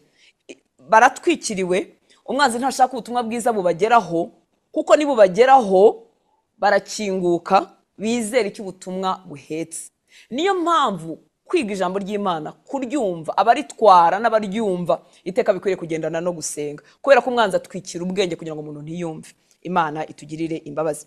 Umubiri rero wawe utararyoherwa no kuryumva, amatwi yawe atararikunda kuryumva, bikikurambira, bitararyoha ku buryo rimaramo umwanya, n'ubundi umva tumaze mwinshi, utarageraho kuryoherwa nabyo, bitarakuzura, reka mvuge gutyo, ukibihaga, ukibirambirwa, umubiri wawe utarabiryoherwa, ariko kuko bifite umumaro w'igitangaza, bigiye kuguhindukira umwitozo. Niko bikwiriye kumera. Uyu munsi ndimo nitoza kujya muri gym ndimo ndabigerageza, ntago umubiri wanjye ubikunda, ariko kuko biri ngombwa, umubiri wanjye ngomba kuwutegeka ngo turabyuka turajyayo. Kandi iyo utari wabikunda, ubona impamvu nyinshi zo gutuma utajyayo. Mba numva mfite imirimo myinshi n'ibindi bintu byinshi, no kumva abantu, no kubatega amatwi, no kujya mu ivugabutumwa, nkumva ni byinshi byose, nkumva ni byinshi, nkumva ikintu ndi bukuremo ni iki, ni ukujya muri siporo. Nyamara umubiri wanjye urabikeneye. Nubwo rero ntarabikunda, umubiri wanjye ukaba utarabikunda, ndawubwira ngo gira ibyo ugabanya, gira ibyo ureka, kuko ibi bintu bigufitiye umumaro, urajyayo. Nawe rero ndakubwira nshuti y'Imana, nturamenya aho uhera, ntiriraryoha cyane, cyangwa se uraryumva ukaryoherwa, ariko ejo ukongera ukabirambirwa, ukabirambika. Ugiye kubikora nk'umwitozo, ugiye kubwira umubiri wawe, ubwire ubwenge bwawe, wibwire, nurangiza ubigenere n'igihe urijyemo, kuko rifite inyungu z'igitangaza, rigufitiye umumaro. Kuko rifite umumaro w'igitangaza, ugiye gutegeka umubiri wawe ngo turaribamo. Ntabwo uzabyuka warikunze, nta nubwo uzabyuka warimenye. Ni urugendo, ariko urwo rugendo kubera umumaro wabyo ugomba kwemera kurukora. Twese turabizi nta kintu cy'umumaro kirambye kitatuvuna. Ese wize bitakuvuniye? Byarakuvunye. Ese kujya ku kazi buri munsi birakuvuna, ukeneye ayo mafaranga, birakuvuna. Haba nubwo ubyuka utabyiyumvamo, haba nubwo ubyuka waraye utinze kuryama, ukabyuka urwaye umutwe, ariko ukajyamo ko biri ngombwa. Ibintu byose byangombwa mu isi yaguye biravunanye. Ibintu bitagira umumaro, ibintu byangiza, ibintu bipfuye nko kwimeza kurwiri, nibyo byimeza mu isi yaguye. Ariko ibintu byose by'umumaro biratuvuna mo gakeya. Gena rero nshuti y'Imana umwanya wo kuribamo. Ugiye kurigena, ugena umwanya wo kuribamo, kuko ikintu cyose cy'ingenzi tugishakira umwanya. Reka tuve mu bupfapfa bwo kwibwira ngo ese ko ntaryumva, ngo ese ngo oya, ubwo ni ubupfapfa. Ingese Jimmy ko ntayumva, ko ntazi naho bihera, sinzi ibyuma, sinzi ko bibabaza umubiri wanjye, ariko ko biri ngombwa ngomba kubikora. N'ibindi byose, kurya ibintu biryoshye ku muntu ufite tararwara, ndetse n'uwarwaye nawe kubiyibuza biramuye. Kurya ibintu biryoshye nk'abantu bakunda isukari, abakunda amafiriti, abakunda amakeke n'ibindi, abakunda kurya ibintu biryoshye twese, ntabwo ari twese n'abanyarwanda batabikunda, ariko abenshi n'ababikunda. Ariko kuko biri bubangamira umubiri turabyigomwa. Bamwe baratangira bangwa kirimo agasukari gake cyangwa kitarimo, abandi bararika ibitekesha amavuta menshi, nyamara ibyo bahitagamo. Kubera iki? Kuko kubirya kwangiza, no kubireka kukagira umumaro, barahitamo ifite umumaro. Ni gute none ibiduha ubugingo buhoraho, ibitugira umumaro muri none, ngo kwitoza kubaha Imana bifite umumaro muri ubu bugingo no mu buzaza? Ni gute ibintu bya none bikatugeza mu bihe by'iteka njyewe nawe tutabyinjiramo? Byaba ari ubupfapfa. Imana iduha ubuntu, Imana iduha umwete, Imana iduha imbaraga. Wiyemeze kuryumva, tangira usaba Imana ikuganiriza. Iyo tugiye kurya musaba Imana ituganiriza. Nagira ngo nkwibutse ko Umwuka Wera ari wandikishije ibyanditswe byera. Mubwire uti Umwuka Wera wabyandikishije, makumva Imana ivugana nanjye. Utangire ku mwitozo wo kuryumva. Itoze kuryumva kenshi gashoboka, mu buryo bupanze. Mu buryo bupanze navuga ngo ni isaha iri fixe, no mu buryo budapanze. Urimo urakora indi mirimo, umva ijambo ry'Imana. Uyu munsi dufite ibikoresho byinshi byadutera kumva ijambo ry'Imana. Ushobora kumva inyigisho z'abandi abigisha b'ijambo ry'Imana, ushobora kumva Bible audio irimo ivuga, wakumva rwose. Umva, fata akanya ko kurisoma no kuryiga, cyangwa Imana ikatwongerera iyi nyota. Rijyanemo umutima uciye bugufi, wemera ko ari ryo rikubwira, atari wowe ugiye kuribwira. Urabizi ari umuntu aburana n'ijambo ry'Imana. Kugira ngo urisome uryige, rijyanemo umutima uciye bugufi, wemera ko ari ryo rikubwira, ari ryo rikuzura, atari wowe ugiye gusa nkaho uriburanye cyangwa se uribwira. Ryiyerekezeho, we kwibwira ko ririmo ribwira abandi. Teganya umwanya w'umwihariko, isaha iri fixed yo kwiga ijambo ry'Imana, yo kuryisomera no kuryiga. Rwose ikintu cyose cy'umumaro kigira umwanya mu masaha yacu. Ufite amasaha y'akazi, ufite amasaha yo kwita ku bana, ufite amasaha yo gukora ikintu runaka. Ibi by'umumaro wibiburira umwanya. Genagaye, ushobora guhera guhaye gatoya kazagenda gakura, ariko genagaye ko kwiga ijambo ry'Imana, urisome uryige. Wibuke ko uri muri sabaniramo na nyiraryo. Iyo turimo twiga ijambo ry'Imana, tuba turimo gusabana n'uwaryandikishe, tuba turimo gusabana n'Imana. Emera kandi kwigira ku bandi. bizakurinda kwibeshya, kubera ko kumva kwacu kurakura, tugenda dukosoreka. Hari igihe usanga umurongo wari warafashe mu buryo butari bwo, wibwiye ibitari byo, cyangwa se wawusohoye muri context yayo ukabibwira ibitari byo, cyangwa se wararyumvanye n'umuntu nawe warivuze uburyo butari byo. Twemere kwigira ku bandi kugira ngo duhinduke abantu bakosoreka. Reba plans zakozwe n'abandi zo gusoma Bibiliya yaba umwaka wose yaba igihe runaka. Kandi ikindi ahangaha ho kurisoma no kuryiga, kwifatanya n'abandi. Niba ufite itsinda ritoya, niba ufite abantu bigendanamo b'umuryango wawe, bizagufasha. No kuri channel ya Pastor Senga amaze iminsi atwegeranyiriza Bibiliya, yaduhaye plan y'umwaka wose yo gusoma. Reba umwaka aho ugeze, abantu babitangiye bumva ari ibintu birebire, ariko reba umwaka aho ugeze, reba ibyumweru tugezemo. Ibyo byose bizakugirira umumaro, ariko tangira. Kandi sitaraho gatoya bikunaniye wongera ubyuke. Ariko iyo kintu tutakigeneye umwanya, niyo twakisha ntitubimenye. Ariko iyo hari umwanya nka wica, ndamenya ngo muri umwanya nagomba gukora ikintu none singikoze, ariko ejo mundi nzabigarukamo. Ikindi ni kuritekerezaho. Twavuze kuryumva, twavuze kurisoma no kuryiga, tuvuze no kuritekerezaho. Itoze kuritekerezaho. Hari igihe umuntu ambwira ati ntago nongera kuryibuka, sinzi uko bigenda, ariko twese dufite ubushobozi bwo gutekereza. Niba tubasha gutekereza ku bibazo byacu, uri watekereza ku bibazo byawe ukarara ijoro, cyangwa ukamara amasaha utekereza uko bizagenda naho bizava, kandi bimwe na bimwe tutabifitiye igisubizo. Niba ufite ubushobozi bwo gutekereza ku bibazo byawe, ufite n'ubushobozi bwo gutekereza ku ijambo ry'Imana. Bizakugirira umumaro, rizakuzura, kandi nirikuzura rizazana kwa gutekereza kwa Kristo twahoze tuvuga.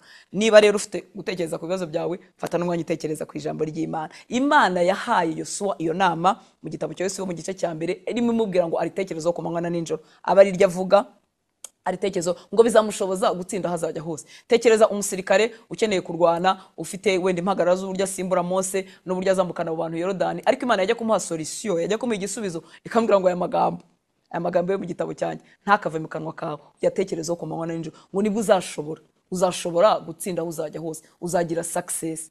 Ntabwo Imana itubeshye, iyo biba bidakora ntiyari kubitubwira, ariko gutekereza kwa Kristo kuzazana impinduka z'igitangaza mu bintu byose bitugize. Uze gusoma na Zaburi ya mbere, urebe uburyo umuntu wibwira amagambo y'Imana buri munsi uburyo ameze nk'igiti cyatewe hafi y'amazi ngo kigashorera imizi mu mazi, kigira itoto, ibibabi byacyo biba bimeze neza, ntikikanga izuba, ntikikanga amapfa. Kubera iki? Ngo ameze nk'uwa muntu wibwira ijambo ry'Imana. Iyi si yuzuye impagarara z'igitangaza. Uko ntekereza ku ijambo ry'Imana bizanyambura izo mpagarara, bizanyambura ubwoba bw'ubuzima, kandi bizampa guhitamo neza iby'Imana ishaka. Itoze kurifata mu mutwe. Umuntu ayibaza ati nta jambo na rimwe risigara, narifata mu mutwe gute? Gufata mu mutwe ku ijambo ry'Imana, Pastor Senga araza kutwongerera, ariko ndibaza ko ndatekereza yuko ni nko uko dufata ibindi bintu byose. Ese ugiye gufata amasomo bigenda bite? Uyasubiramo kugeza igihe ubifatiye mu mutwe. N'ijambo ry'Imana rero koresha uburyo bwose bushoboka bwaguha kurifata mu mutwe. Hari abaryandika bakaryomeka aho bari buri munsi, hari ukomeza kurivuga, ukomeza kuryumva, ariko itoze kurifata mu mutwe rwose. Nkuko ufata mu mutwe ibyo wiga, cyangwa ifite presentation runaka yo kuzahagarara imbere y'abantu udashaka gukorwa n'isoni, ushaka kubikora, umara umwanya ubisubiramo. N'ijambo ry'Imana rero ntirizishyiramo, tuzamara umwanya turitekerezaho, turivuga, turibamo, rizadutera kugenda turifata mu mutwe. Ese kurifata mu mutwe bifite umumaro? Yego bifite umumaro, uko bizagufasha gusubizanya n'ibihe. Gusubizanya n'ibihe no kuvuga ngo ibihe biratwegera, ibihe bigoye bikatuganiriza mu bwenge, situation runaka, abantu runaka, icyo umwanzi yadukoraho n'ibindi bitandukanye isi tuzanira. Ariko ufite ijambo ry'Imana rigwiriye muri wowe, usubizanya n'ibihe. Nka kuri ya Yesu yasubije Satani, utarinze kujya gusoma, ahubwo rigwiriye mu mutima wawe, rigenda ritindamo, ubasha gusubiza ibihe ukoresheje ijambo ry'Imana. Ikindi bizagufasha guhamya Kristo no kumenya ibyo wizera ukabibwira abandi. Icya gatanu nsoza ni ukuribamo. Biriya bintu byose tumaze kuvuga, niba ijambo ry'Imana tutagiye kwitoza kurishyira mu buzima bwacu bwa buri munsi, byaba bimeze nko kwenda gutakaza umwanya. Imana ibiturinde, turarisoma, turaryiga, ariko icyo tugambiriye cyane nta nubwo kugira ngo tugende turyigisha abandi, ni ukugira ngo twebwe turivive, ribe ubuzima bwacu, twitoze kuribamo buri munsi, twitoze kurishyira mu bikorwa. Uramutse ukoze biriya byose utagiye kurishyira mu bikorwa, bibaye impfabusa. Reka ndangirize kuri iki cyanditswe kiri muri Yakobo igice cya mbere umurongo 22 tugeze kuri 25. Haravuga muri Bibiliya yera ngo ariko rero mujye mukora iby'iryo jambo, atari ugupfa kuryumva gusa mwishuka. Ngo iyo umuntu apfuye kuryumva gusa aba yishuka, ariko ndahamya ko abo batari muri twe. Imana itwongere inzara n'inyota yuko ibyo twumva tubigira ibyacu, tukifuza no kubishyira mu bikorwa. Ngo ariko rero mujye mukora iby'iryo jambo, atari ugupfa kuryumva gusa mwishuka. Kuko uwumva ijambo gusa ntakora ibyaryo, ngo ameze nk'umuntu urebeye mu maso he mu ndorerwamo, amaze kwireba akagenda, uwo mwanya akiyibagirwa uko asa. Ariko uwitegereza mu mategeko atunganye rwose, atera umudendezo, agakomeza kugira umwete wayo, mwumvise akantu k'umwete, agakomeza kugira umwete wayo, atari uwumva gusa akibagirwa, ahubwo ari uyumvira, niwe uzahabwa umugisha mu byo akora. Reka nsome uyu murongo wa 25 muri Bibiliya, ijambo ry'Imana, wumva uburyo biryoshye ari iby'umumaro. Ngo ariko uhanga amaso mu mategeko atagira amakemwa, iri ni ijambo ry'Imana, ngo uhanga amaso mu mategeko atagira amakemwa, ya yandi abohora abantu. Turifuza kuba umudendezo, iri jambo ry'Imana riduha umudendezo. Ngo ariko uhanga amaso, guhanga amaso no gutinza amaso ku kintu, so kukirebaho wigendera. Ngo ariko uhanga amaso ku mategeko atagira amakemwa, ijambo ry'Imana ntirigira amakemwa, ngo ya yandi abohora abantu, akayizirikaho, ntiyibagirwe ibyo yumvise, ahubwo agakora ibyo ayo mategeko avuga, uwazagira ihirwe mu byo akora byose. Ibintu twese ntitubyifuza, aya mategeko atera umudendezo. Tuzahabwa umugisha mu byo dukora byose nituyahanga amaso, tukayizirikaho, tukifuza ko ayobora ubuzima bwacu. Ngo tuzahabwa umugisha mu byo dukora byose. Ndahamya ko ubu buzima ubwifuza. Tangira gake gake, ariko hozaho, kandi gake gake kunguka, gake gake kigira imbere. Ese wararambaraye? Ijambo ry'Imana uryumva rimwe na rimwe. Hari n'abantu bajya bambwira ngo iyo yashizemo intege, ngo yumva ijambo ry'Imana rikamwegura. Witegereza gushiramo intege. None se wowe urya uko washonje cyane, umaze icyumweru utarya ukabona kurya? Urarya kuko ukeneye ko ubuzima bwawe bumera neza. Ikindi urobanura ibyo urya bigufitiye akamaro. Imana iguha umugisha. Banza navuze byinshi cyane.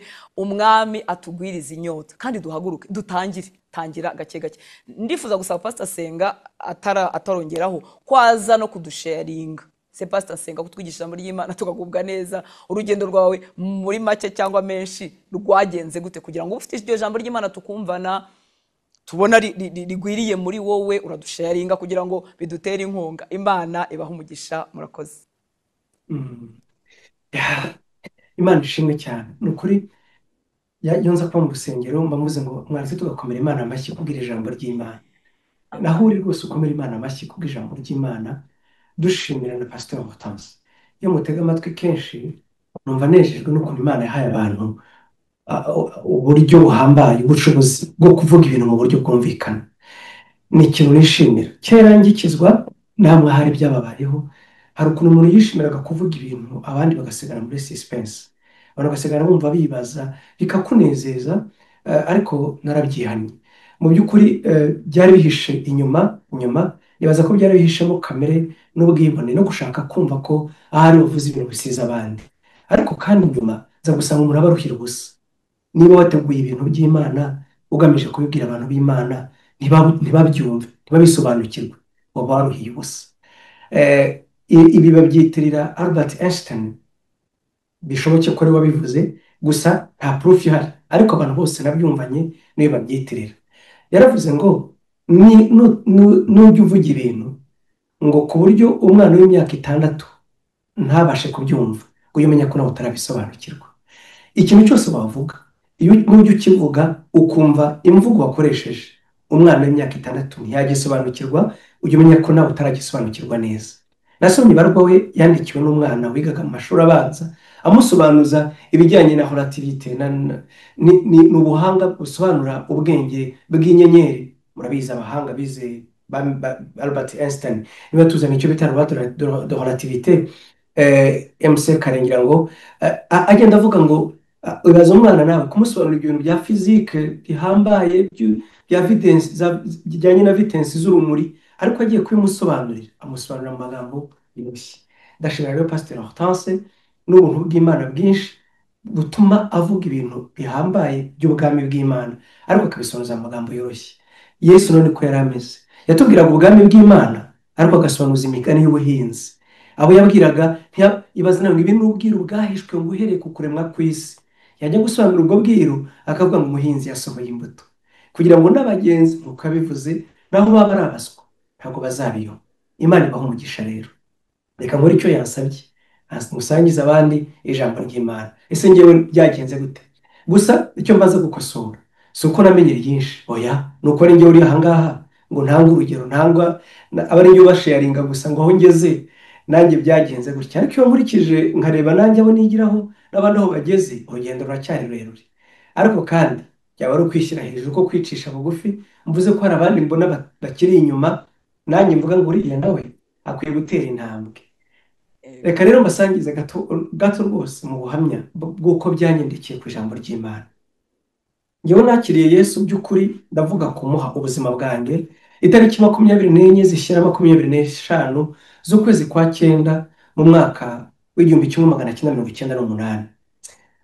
Iyo mbivuze gutyo, abo twakuranye bavuga ati ko numva se utujijishije. Ndavuga igihe nahereye Yesu ubuzima, igihe navuze ngo mwakiriye nk'umwami n'umukiza, mwumva ko koko mu buzima bwanjye muri decision fashe umwanzuro wo guhinduka. Kubera iki? Abantu bagize amahirwe cyangwa ibyago simbizi byo gukurira mu nzu y'Imana, byo gukurira mu miryango y'abantu bakijijwe, dukunda guhura n'ingorane yo kwibaza igihe koko Yesu yinjiye mu buzima bwacu. Ntabwo ari njye njyenyine, yewe n'ibyo njya nakira abantu benshi bambaza, benshi rwose, ariko pastor ko ngiye numva nakuriye mu rusengero, nakuriye mu muryango ukijijwe, sinjya nibuka itariki nakirijweho neza. Ngewe rero ndayibuka, ndabishimira Imana. Rero impamvu mbivuze ni uko batijwe itariki 29 z'ukwa munani 1997. Ariko iyo mvuze ko nakirijwe nyuma y'umwaka, wakwibaza ati wabatijwe se utarakizwa? Ndavuga igihe neguriye Yesu ubuzima. Ibyo nari isanzwe mbizi, ariko numva ntarafata umwanzuro rwose wo kwiyemeza guhindukira mu buryo buri radikali ngo negurire Yesu ubuzima. Imana yacu ishimwe cyane. Icyo gihe mu myemerere, mu myumvire, mu byo nari nzi nagombaga gukora, hari icyo nakoze numva koko cyerekana ko navuye aha rwose, nagiye guhindukira mu buryo buri radikali. Maze rero guhindukira no guha Yesu ubuzima, mbibutse iyo nakuriye muri Sunday school, ku myaka 10 nibwo nabaye perezida w'abana twaririmbaga muri korali. Nabikuriyemo pe, ijambo ry'Imana nakuze ndifata mu mutwe, nize gufata ibitabo bya Bibiliya mu mutwe muri Sunday school, twarabiririmbaga itangiriro kuba yabari, nuko twakoze tubiririmba. Ariko mu by'ukuri ntarabiha ubuzima bwanjye. Maze kubyegurira ubuzima rero, maze gusanga abana b'Imana, ntabwo nababeshya mu bintu byanteye ubwoba, no kubona nanjye ijambo ry'Imana narize. Ndibuka nari muri korali 98 nyine, mu bintu nari nzi neza ko ari gusoma Bibiliya neza. Ikinyarwanda cyo nari nkuze nyizi, yewe no kuri diplome yanjye Ikinyarwanda naragitsinze koko nagitsinze ku rwego rwa grande distinction. Kubw'ibyo rero bampaga gusoma Bibiliya, nasomaga neza. Ariko uretse gusoma neza nta kindi kintu narinze. Rimwe mpura n'abantu namwe hari byababayeho, barampanurira yuko nzaba umuvugabutumwa. Numvaga ari umuntu uvangiye kuko sinumvaga aho byahera. Numvaga iyo ndeba uyu munsi Pasteur Hortense avuga ngo hari amagambo y'Imana avuga akabafasha, birantangaza. Subije amaso inyuma nkahita nigaruka 98, nta kindi narinzi uretse gusoma Bibiliya neza. Kumbwira ngo dusomere muri Matayo, kuko nahitaga ndirimba ya ndirimbo nkahita menya Matayo ahari. Kubimenya rero, hanyuma nkamenya Matayo ahari, nkahagera mbere y'abandi ngasoma, byari byoroshye.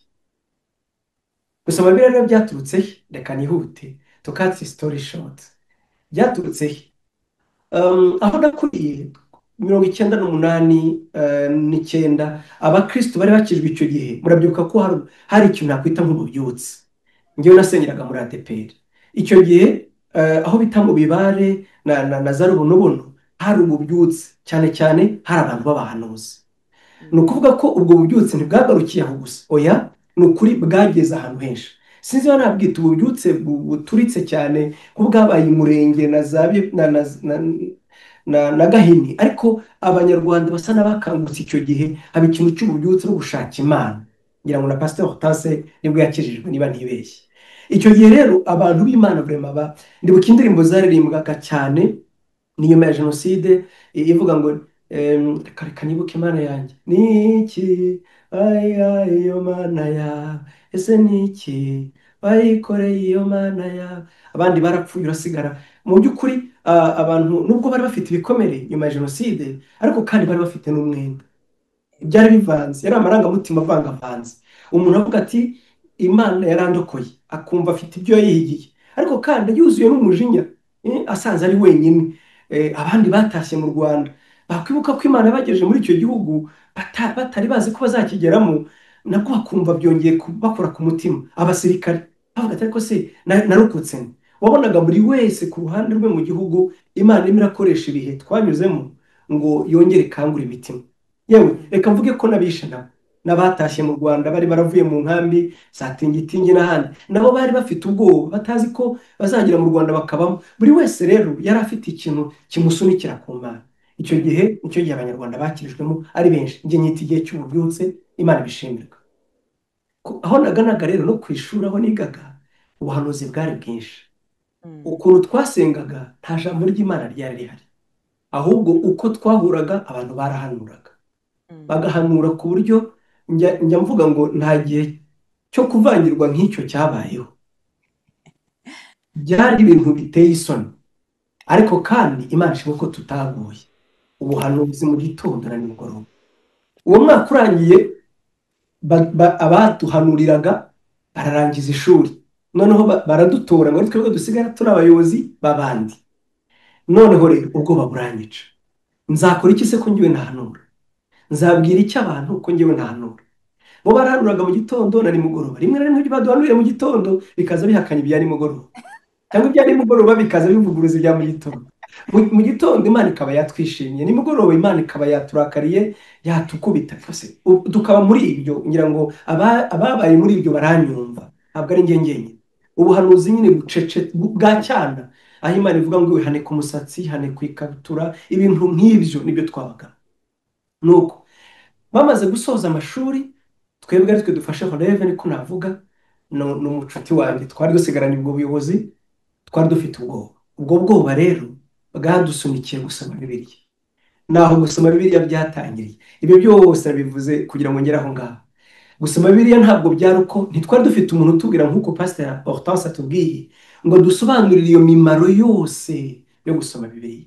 Iyo ngira ayo mahirwe, ubanza byari kuba ari byiza cyane. Iyo ngira amahirwe yo kumbwira uko ngomba kurisoma, nari kuba ngiriye ubuntu butangaje. Njye n'ubwoba bwo kutamenya uko nzayobora abantu b'Imana bansigiye ngo menye icyo nzababwira. Twagiraga amataniro ku wa gatatu, tukayagira ku wa gatanu nimugoroba no ku cyumweru. Nibazaga niba icyo nzabwira abantu ku wa gatatu, nzababwira iki ku wa gatanu, nzababwira iki ku cyumweru. Sinjye wari njye njyenyine, oya, ariko ni bamwe muri aba bayobozi. Ikindi ni njye wagaragaraga nk'uzi kuvuga, nk'ushoboye kuvuga. Kubera iki? Njyewe nabikuriyemo, nibura nari nzi aho bihera. Nakuze iwacu barisoma, nakuze mu rusengero barivuga. Nubwo ntabeshya ngo nigeze kwicara ngo ndisome cyane. Ibyo rero byasunikiye kurisoma. Njyewe nta experience yanjye actually ntishimishije, ariko iratuma wumva ibyo Pastor Hortense yakubwiye, ubyite mu nshuti yanjye, wumva inama ze, kuko bitagenze bityo koko Imana ntizakoreka. Ariko sinkwifurije gucumukura no kubabara nkanjye. Nasomye Bibiliya ntazi icyo nyishakamo. Icyo nicyo cya mbere, ntabwo nari nzi icyo nyishakamo. Mu by'ukuri navuga ngo icyo nayishakagamo ni ukubona icyo mbwira abantu, no kuvuga ngo mbone mpavuye ntakozwe n'isoni. Nicyo hanyuma nyisoma gutyo rero. Kubwo kutamenya uko ndisoma, sinari nzi naho mera. Reka da, twahereye iruhande ni ukuvuga twahereye aho bibanziriza. Ndabyibuka twereka ubutumwa bwiza bwanditswe na Matayo, turasoma. Hanyuma kuko twari kumwe n'abandi twagombaga kuyoborana abantu b'Imana, tugasoma. Twarangiza tugiye gutangira Matayo, turasoma ibice 10 n'urugero, dizo ibice 10. Umwanya twari tuwufite, twarasomaga kuri bya bindi tuvuga ngo usome 4 chapitres gusa, oya, twasomaga ibice byinshi. Noneho twarangiza gusoma, tugahura njye nawe, tukavuga ngo tugiye ngaho mbwira rero. Wagafata Bibiliya, nanjye nkavuga ibyo nasoma. Twafataga Bibiliya mu mutwe. Ibi wumva kugira ngo wari ko se ko ngiye bisibangana, hoya, twarifataga mu mutwe. Nuko ugatangira ati igice cya mbere kiravuga amasekuruza ya Yesu, igice cya kabiri kiravuga muri Matayo, igice cya kabiri kivuga kuvuka kwa Yesu, uburyo marayika yaje kuhanura kwa Matayo. Igice cya gatatu noneho tubona Yohana abwira abantu ibyo kwihana no gutegereza ugomba kuza. Igice cya kane tubona Yesu Kristo ajya mu butayu kwiriza ubusa. Igice cya gatanu avuga abahiriwe abaribo. Igice cya gatandatu, nuko tugasoma Bibiliya gutyo. Ntabwo nari nzi ngo ibyo nibyo bikwiriye, ntabwo nari nzi ngo sibyo bikwiriye. Ariko utamenya igice cya gatandatu ugasubiramo ukajya gusubiramo kugira ngo nacyo ugifate mu mutwe. Kugwa bibaho, cyangwa gusubira inyuma, cyangwa gusaza bibaho. Njya ndeba ngasanga icyo gihe ibyo nari nzi bimaze gusibama nibura 2/3. Bibiliya yari yanditse mu mutwe. Kuko urumva twayisomaga dutyo, narangiza nawe agahera ku cya gatanu, nanjye ngafata bibiliya nawe agasoma. Hanyuma twarangiza, ntabwo njye nigeze mbikora, ariko we agahita ajya hahandi ubona paji, iyo igitabo kirangiye hari paji iriho ubusa, agahita yandikaho ngo fini, yani magambo Matayo ndamurangije, fini fini. Tugatangira Luka. Twatangira Luka nabwo tukongera tugasoma, ngira ngo akurikiraho Mariko, tugasomeza tukomeza Luka. Ubutumwa bwiza bwanditswe na Yohana bwo nari narabufashe mu mutwe rwose, ku buryo numvaga menya umurongo aho uri, nkamenya ubutumwa bwa Yohana bwaragiye bwiyandika mu mutwe. Yego hari ibyasibamye, ariko nibura uvuze ijambo umbwiye ngo iri ryanditse, nahita nkurangira aho ryanditse kuko narifashe mu mutwe. Mu by'ukuri ntabwo nari nzi icyo mvuze icyo ari cyo, oya, ntabwo nari mbizi pastor habe na gato. Gusa kubera kurisoma rero, bya bindi bavugaga, kubera kurisoma amaso yanjye yatangiye guhumuka. Kandi noneho ntabwo twarisomaga gusa, twarisomaga bivanze no gusenga kwinshi, twiyirizaga ubusa pe. Njya nibuka umwaka w'2001 twiyirije ubusa umwaka wose, ntabwo ndi gukabya, umwaka wose kuva itariki ya mbere tugeza ku itariki umwaka wose, literalema umwaka wose, kuva ku wa mbere, ku wa kabiri, ku wa gatatu, ku wa kane, ku wa gatanu, ntitwirizaga ubusa saa sita na nijoro, tukongera kurya nijoro ku wa gatandatu, tukongera kandi tugatangira ku wa mbere tukiyiriza ubusa. Twaryamaga amasaha 4, literalema amasaha 4. Ndabyibuka abo twiganye baze kumpinyuza, njya mbabona bandika muri commentaire, ntabwo mbeshye. Twaheraga bamwe, twaheraga saa 3, twajyaga kwiga tukarangiza etude saa 4 tukajya kuryama. Abo baryamye saa 4 bakabyutsa abandi saa 7 n'igice bagiye kuryama. Umva, banza kwiga tujya kuryama direct saa 3, tujya kuryama kuko saa 7 n'igice bari bukubyutse nawe ujye gusenga. Abandi bagahera saa 7 ya saa 4, abandi bagiye kuryama bakagiza saa 7 n'igice usenga utaraceceka, ukajya kubyutsa aba saa 7 n'igice bakageza mu gitondo saa 11. Babandi bagije saa 11 bakajya kubyutsa abandi, twese tugahurira muri twibaturi. Ibyo tubikora umwaka wose, umwaka turyama amasaha. Hari ubwo twagiraga, ndabyibuka tugeze mu gihe cyo kujya muri muri atelier, hari ubwo rwose umuntu yabaga ananiwe ukasinzira umunsi wose bikanga burundu kubera umunaniro. Umwaka w'2001 nabwo si yenda umwanya uzaboneka ntibyakunda ngo mbabwire umusaruro wavuye muri ibyo. Ntabwo ushobora kuvuga iyerekwa, amayerekwa yeruye atangaje umuntu yagize muri icyo gihe. Ibintu by'umwuka wabivuze neza, nta majirimo. Imana yaravuze ngo nimunyegera nanjye nzabegera. Niba hari igihe nigeze kumva Imana mu buryo bweruye n'icyo gihe, kwerekwa bikarenga wowe, ukerekwa no ku bihugu, no ku bihugu, apana igihugu kimwe, no ku bihugu. Njya nibuka rimwe, reka mbaho urugero, nagize iyerekwa rya Afghanistan na Pakistan. Sinari nzi ko ibyo bihugu bibaho. Urabona n'uyu munsi hari abantu babwira ngo ibihugu byitwa Azerbaijan. Ejo bundi arababwiye ngo abimenye perezida wacu yagiyeyo, umuntu yari azi ko Azerbaijan ibaho, nanjye ntabwo nzi ko Pakistan ibaho. Mwiyerekwa umwuka wera araza arankangura ngo sengera Pakistan. Amen. Namwe mwibaza, Imana iravuga, iyo wayegereye ntabwo ureka kumva no kumenya ko Imana ibaho, iravuga. Ndabyuka sengera Pakistan, imbwira mu buryo bweruye ngo nisenga bera baho barimo baratotezwa.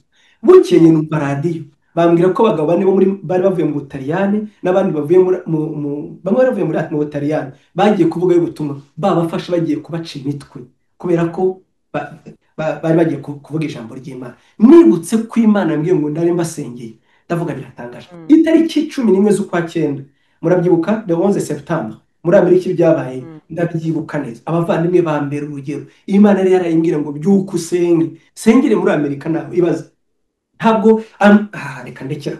Mu by'ukuri kubera kubana n'Imana umwaka wose, nababwiye ko twirije ubusa umwaka wose, guhera ku wose saa 6 na nijoro gusoma Bibiliya. Ndabyibuka kubera ukuntu twasomaga Bibiliya ari nijoro, twagombaga kuryama tuyisoma. Twajyaga ahantu hameze nk'aha nicaye, urabona ukuntu hameze, hari umwanya ariko hari akabati winjiragamo urya kuko ubitugu ntibyagombaga kuhakwirwa. Noneho wagerayo ukifata ukihata kugira ngo ibitugu bifatemo, warangiza ugafata Bibiliya ukayisoma kugira ngo udasinzira. Nuko twasomye Bibiliya tuyisomeraho, wajya gusinzira ukavuga ngo reka nyisome mvuga kugira ngo ntasinzira. ntabwo nari nzi niba aribyo byari bikwiye, mbibutse ko ntabwo nari mfite uwabinyigishije, ariko ndabisoma. Naje kumenya ko ari byiza rero ngiye ahandi kubwiriza ubutumwa, nabonaga abantu bafata nk'ikimanuka. Bibiliya ntabwo byari ngombwa ko nyifata, nari narayisomye mu mutwe, abandi bafataga nk'ikimanuka bati uyu mwumva ibyo yabikuye hehe?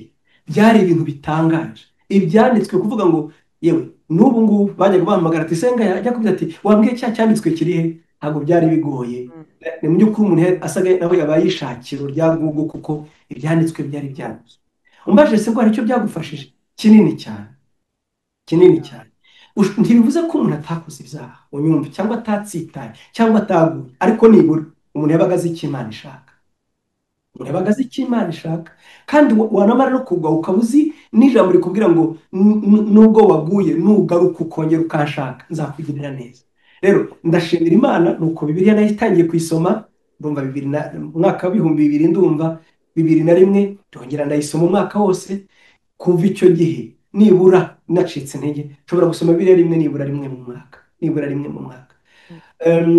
Noneho nyuma yaho ntabwo bigarukiraho, ugeraho ugasanga warayisomye ariko ukeneye kumva ibintu mu buryo burenze, nk'uko pasiteri yatubwira. Uretse no kuvuga ngo Bibiliya avuga ngo itangiriro mbere na mbere Imana yaremye ijuru n'isi, ariko se bivuga iki? Mbere na mbere Imana yaremye ijuru n'isi bivuga iki? Abandi babivuze iki? Nibwo utangira gusoma ibitabo by'abandi, noneho ukavuga ati Spurgeon yabivuze iki? Spurgeon ugasanga yahishuriwe birenze uko wigeze kubimenya. Noneho gusa ntube ari ugusoma Bibiliya byo kubisubiramo gusa bya rutine, ahubwo ugatangira kwiga ijambo ry'Imana. Harimo ubutunzi butagira uko bungana. Bibiliya iraryoshye ku buryo sinshobora kubona uko mbikubwira. Iraryoshye, irimo amabanga, irimo ubwiru ukabije. Reka nsoreze ku kantu kamwe gusa, hanyuma y'abindi Pastor Hortense yavugaga. Ese buri gihe twayisomaga byabaga bituryoheye? Oya pe. Hari igihe wumva ari nko gusoma imvaho. Yewe noneho Satani n'igihe akoresha kwa kuyisoma nako kugatuma uyibihirwa. Wajya kuyisoma ukafata ariko ndabizi, iyi nkuru ndayizi, ukumva usa naho hari ugusubiramo, bigasaba ni idini ku buryo byishobora guhinduka idini. Ni ukurwanya umwuka w'idini nawe, kuko ijambo ry'Imana si ukugira ngo turisome abandi bamenye ko tubizi, muri ryo harimo ubuzima. Mbere yuko ngera ku cyo ngiye kuvuga, reka ngaruke gusa kuri Mukristo aganira na Mwizerwa mu gatabo k'umugenzi. Mu gatabo k'umugenzi ubwo baganiraga, Mukristo ngo yahuye na Mwizerwa baraganira, ngo bahurira imbere n'umugabo witwaga Magambo. Magambo yari igitangaza ku bijyanye n'ibyanditswe. Magambo yari igitangaza, ngo ku buryo iyo mwaganiraga subject iyo ari yo yose yarakubwiraga ngo ndaguha ibice 100 biguhamiriza ibyo mvuze. Ntabwo ndageraho, njyewe se nabona 30, ku buryo sije yose tuvuze naguhereza ibyanditswe 100 bihamye ibyo mvuze, ngo yaba ibyo mu ijuru cyangwa ibyo mu isi. Ngo ubwo yaganiraga na Mwizerwa rero, ngo Mwizerwa yakutse umutima ngo abwira Mukristo ati tubonye umugenzi uyu wazadufasha mu buryo butangaza. Gusa ngo Mukristo yaramuzi, aramubwira ati yavuye mu mudugudu uturanye n'uwiwacu, mu mudugudu wabo witwa Muvugabucu, uwacu witwa Murimbukiro. Avuga amagambo akomeye, aravuga ngo ngo kubaha Imana kuri we ni ukubomboranya ururimi mu kanwa, ngo kumukorera ngo biruta gukorerwa n'umupagani.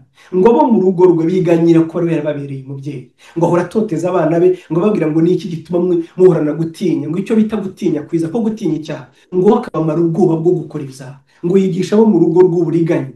Yavuze amagambo ngo Mwizerwa aramubwira ati ndumva ndushijeho kumuzinuka kuruta uko namukunze, kubera ko menye ko ari ikizenga kukubaha Imana. Aho naganaga nihe rero, uko wamenya amagambo y'Imana kose, nta kintu cyafashije nko gusoma aka gatabo. Iri jambo naritwaye ngira ngo muza ntibikambeho, ariko niyo nagira ikibazo cyo kwibagirwa, iki nicyo kizampimiraho ko ubwonko bwagarutse, kuko ryanditswe mu mutima. Yaramubwiye Mukristo ngo genda niba ukeneye kumenya koko ko ibyo nkubwiye ari ukuri, genda uganire nawe, ngo umubaze kwira ijambo risobanurwa ngo ese imbaraga ubuntu bw'Imana bukiza bwigaragaza bute mu mutima w'umuntu. Ubuntu bw'Imana buzana agakiza iyo bwageze mu muntu bwigaragaza bute, bwiyerekana bute? Hari umuntu akubwira ngo ubuntu bw'Imana ngo bwarakijije, ngo bwarangirije, ngo ntabwo ari ngombwa ngo tukaririmba ibyo, ubuntu burakiza, ariko si iyo bwageze mu mutima, umutima wabwakiriye bwiyerekana bute muri we? Yamubwiye ibintu bitatu rero. Magambo nta na kimwe yashoboye. Yaramubwiye ngo irya mbere ngo nuko umuntu aborozwa n'ibyaha, ndatoya waborozwa nabyo utabyanga, ati uratangiye kunegesha amagambo ati yasinyateze ahubwo ndagorora ibyo uvuze ati ahubwo iyo uvuga ngo iyo bugeze mu mutima w'umuntu icya mbere bwangisha uwo mutima ibyaha amen umutima wanjye ibyaha icya kabiri rero ariho naganaga ngo bumuhishurire ubwiru bwo mu butumwa bwiza ni ukuvuga iki ubuntu bw'Imana iyo bwakugeze mu mutima ijambo ry'Imana riraryoha utangira guhishurirwa usoma bibiliya ugatangira kubona noneho ukabona umucyo buzana umucyo Yesu araryoha Yesu ubwo yarabyivuye ngo ninjye mucyo w'isi noneho atangira kukubera umucyo ukamusobanukira aho nagana gasoza pastor ndibuka rimwe nari nigaga nakoreraga ikibungo aza kwiga i Kigali kuri KIST kuri university noneho ubwo nari mu nzira niha porogaramu ndavuga ngo sinkibona umwanya urumva najyaga ku kazi ngakora avamidi nkafata imodoka saa saba nkajya kwiga i Kigali arangiza kwiga naniwe nkaryama birumvikana ndavuga se ubu nzabaho nasoma bibiliya nuko niha rero porogaramu yo kujya mva Kibungo nkajya i Kigali soma bibiliya uwo mwanya wo mu modoka ayo masaha abiri nzajya soma bibiliya kugira ngo ntatakaza cya gihe cyo gusoma bibiliya mbikora nk'ibyumweru 2 cyangwa 3 numva ndaremerewe pe kubera iki nibwo bwa mbere nari somye bibiliya ntahishurirwa nibwo bwa mbere nari somye bibiliya ntahishurirwa pe gezo mbwira Imana nti ibintu rero mbivuyemo pe mwuka wera ne kukubeshya ndabyihoreye biramvuna yonyine gusoma mu modoka byaniraga agasesemi ndi muri bisi numva akantu k'agasesemi ariko ndavuga nti yaba naka gasesemi kuko ninasoma bibiliya nzapfa noneho nzapfa ntabwo nzabaho ntahazi ubwonko bwanjye ijambo ry'Imana nuko aho naganaga niherera mbomeza wowe uvuga ngo iyo somye simpishurirwa iyo somye ntacyo nunguka ntabwo ari wowe wenyine bibaho bijya bibaho rwose umuntu akumva nta gishya yunguka ariko ntuzabireke uzakomeze usoma yaribuka ko ari uko Yongico yakijijwe bamuhaye agatabo ka Nouveau Testament arwaye tuberculose umukobwa yamusuye amuhereza igitabo ati nusoma iki gitabo ngo abonye urukundo ati uzapfuramo ubutunzi ngo ahumbuye muri Matayo atangira ku masekuru ya Yesu atese twebwe nta masekuru tugira afite akagatabo n'umujinya akajugunya munsi y'igitanda wa mukobwa aje kumusura arongera amuza ati se warasomye cya gitabo ngata wamaye igitabo kivuga amasekuru y'abantu twe nta masekuru tugira ngo umukobwa amarira azenga mu maso aramubwira ngo iyo ukomeza ugasoma ngo yumve ngo abonye urwo rukundo n'impuhwe n'uburyo uwo mukobwa amubabariye ngo arabyuka ajya gukura akagatabo munsi y'igitanda akomeza gusoma nanjye rero nawe kandi reka nkubwire nubwo utarabisobanukirwa komeza usome uzunguka ndabizi nuko ndabyibuka ngeze mu kabuga ka Musha pastor i Kigali narimo soma ijambo riri mu butumwa bwiza bwa Yohana ibice 8 uhereye ku 31 iri jambo nari ntarasobanukirwa na rimwe aho Yesu yavuze ngo nuko abwira abigishwa bamwemeye namwe muzamenya ukuri ko kuzaba batura nuko baramubwira ati twebwe ntitwiye tubumbata y'umuntu wari wese aravuga ati gukora icyaha wese n'imbata y'icyaha atari ko umwana naba batura imbata niba mu rugo iteka ngo kereka nyirarwo atari ko umwana naba batura muzaba mubatuye by'ukuri nuko umwuka w'Imana akura ikintu ku maso yanjye kandi byari bihuye n'ibihe ndi gucamo ndavuga ibihe byo mu mwuka ampumura amaso noneho numva sanse nyayo y'iri jambo noneho sobanukirwa neza icyo Yesu yavugaga nakira ibyiringiro n'imbaraga zimbashisha guhagarara ndakomera kuko numvaga ncitse intege rwose nciwe intege n'ibihe nanyuragamo iri jambo riranzura ntabwo nzabyibagirwa namwe urumva ko mbyibuka nari ngeze mu kabuga ka Musha kubera iki kubwirwa ngo burya imbata ntigiba mu rugo iteka ibyari bingoye byari bingize nk'imbata Yesu yarampumurije ambwira ati humura ntabwo imbata igiba mu rugo iteka nyirarwo ni urubamo aho ni kwa Satani umwana nakubatura uzabatuye byuko narakomeye mu mutima mbivugiye iki rero kugukomeza nshuti yanjye humura hari nawe urasohoka ibase se ko ntacyo numva umunsi umwe uzagira ucyo ubone bisa n'igihu kivuye ku maso ibintu wamaze imyaka usoma utumva wumva iyo byose urabisobanukiwe humura rero Yesu ntajya yibagirwa abamushaka humura umwuka wera arahari ngo gusobanurire bitinze bizaza nawe uzavamo umukozi w'Imana uzavamo umugaragu w'Imana wireka kurisoma gusa ufite amahirwe twebwe tutari dufite twe tubakorera inshamake ku busa iriya ni teoloji tubahaye ubuntu rega nta minerval araje pasiteri Hortense, arimo aragusobanurira akubwira ngo dore uko ukwiye gusoma bibiliya, iga bibiliya kugira ngo soma bibiliya kugira ngo uyifate mu mutwe, soma bibiliya kugira ngo uyiganire n'abandi, soma bibiliya kugira ngo icyo utahishuriwe ucyandike, ufite n'abo wabaza, twe ntabwo twari dufite, kandi Imana natwe yaraturinze tugeze uyu munsi. Humura nawe uzamenya icy'ingenzi, gira umutima, fata umwanya, Yesu azakugira neza. Imana ikumugisha. Ndasoje pastor, sinzi niba ngeze ku sangije kuko mvuze ibikwiriye, ariko narishimye kubaha ubwo iyo nzira yanjye y'urwo rugendo. Harimo mbabwire ko hari igihe se namaze igihe nasoma bibiliya byarabaye rwose, ariko nafashe umwanzuro uyu mwaka wo kuvuga ngo hari ikintu pasiteri yavuze, avuga ngo ni byiza kugira itsinda ubarizwamo, kugira itsinda usomeramo. Njya nibaza ngo iyo ntaza kuba soma nkuri incamake njyewe pastor Senga, nibaza ko nanjye hari igihe mba ntarasomye bibiliya, ariko kuko muri incamake nta choice ifite, nzayikora sinasomye. None uretse n'ibyo bisaba gusoma ibitabo byinshi, gukora research nini, gusoma za Bible study nyinshi, kugira ngo hato nashuka abantu b'Imana. Iyo nza kuba ntafite iyo responsibility, nukuri nanjye mba naratsitaye kenshi. Sinzi nanjye mageze ku cyumweru cya 10, ahari mbageze ku cya 30, ariko kubw'inshingano aribyo yavugaga, kuko wibuka ngo ibisimba ikorera kuko nta mafaranga bampa, ngenzi umumaro bifitiye. Muvandimwe nawe intego nk'iyo, ubutunzi butagira akagero uzabukora mu ijambo ry'Imana. Imana ibahumugisha. Amen. Ane gumugisha pastor. Umuntu wese yatangira, umuntu wese yakomera, kandi hari umunsi bizambara umubiri ukabihishurirwa bikaryoha. Njya nibuka nakuyo nsomye uburyo Petero yavuze amagambo y'Imana ku munsi wa Pentecote, akavuga ibyanditswe akabituruka hehe akabimanukura. Ndavuga Petero byose yaramaze igihe yiga ijambo ry'Imana, Yesu amwigisha biga ibyanditswe bya kera, ariko umunsi umwe byambara umubiri bimera kuri ya nyine tubibona bivuga. Rero ntagire ubireka, ntagire umuntu ubura gutangira no gukomeza. Ubuntu bw'Imana buzabizamo.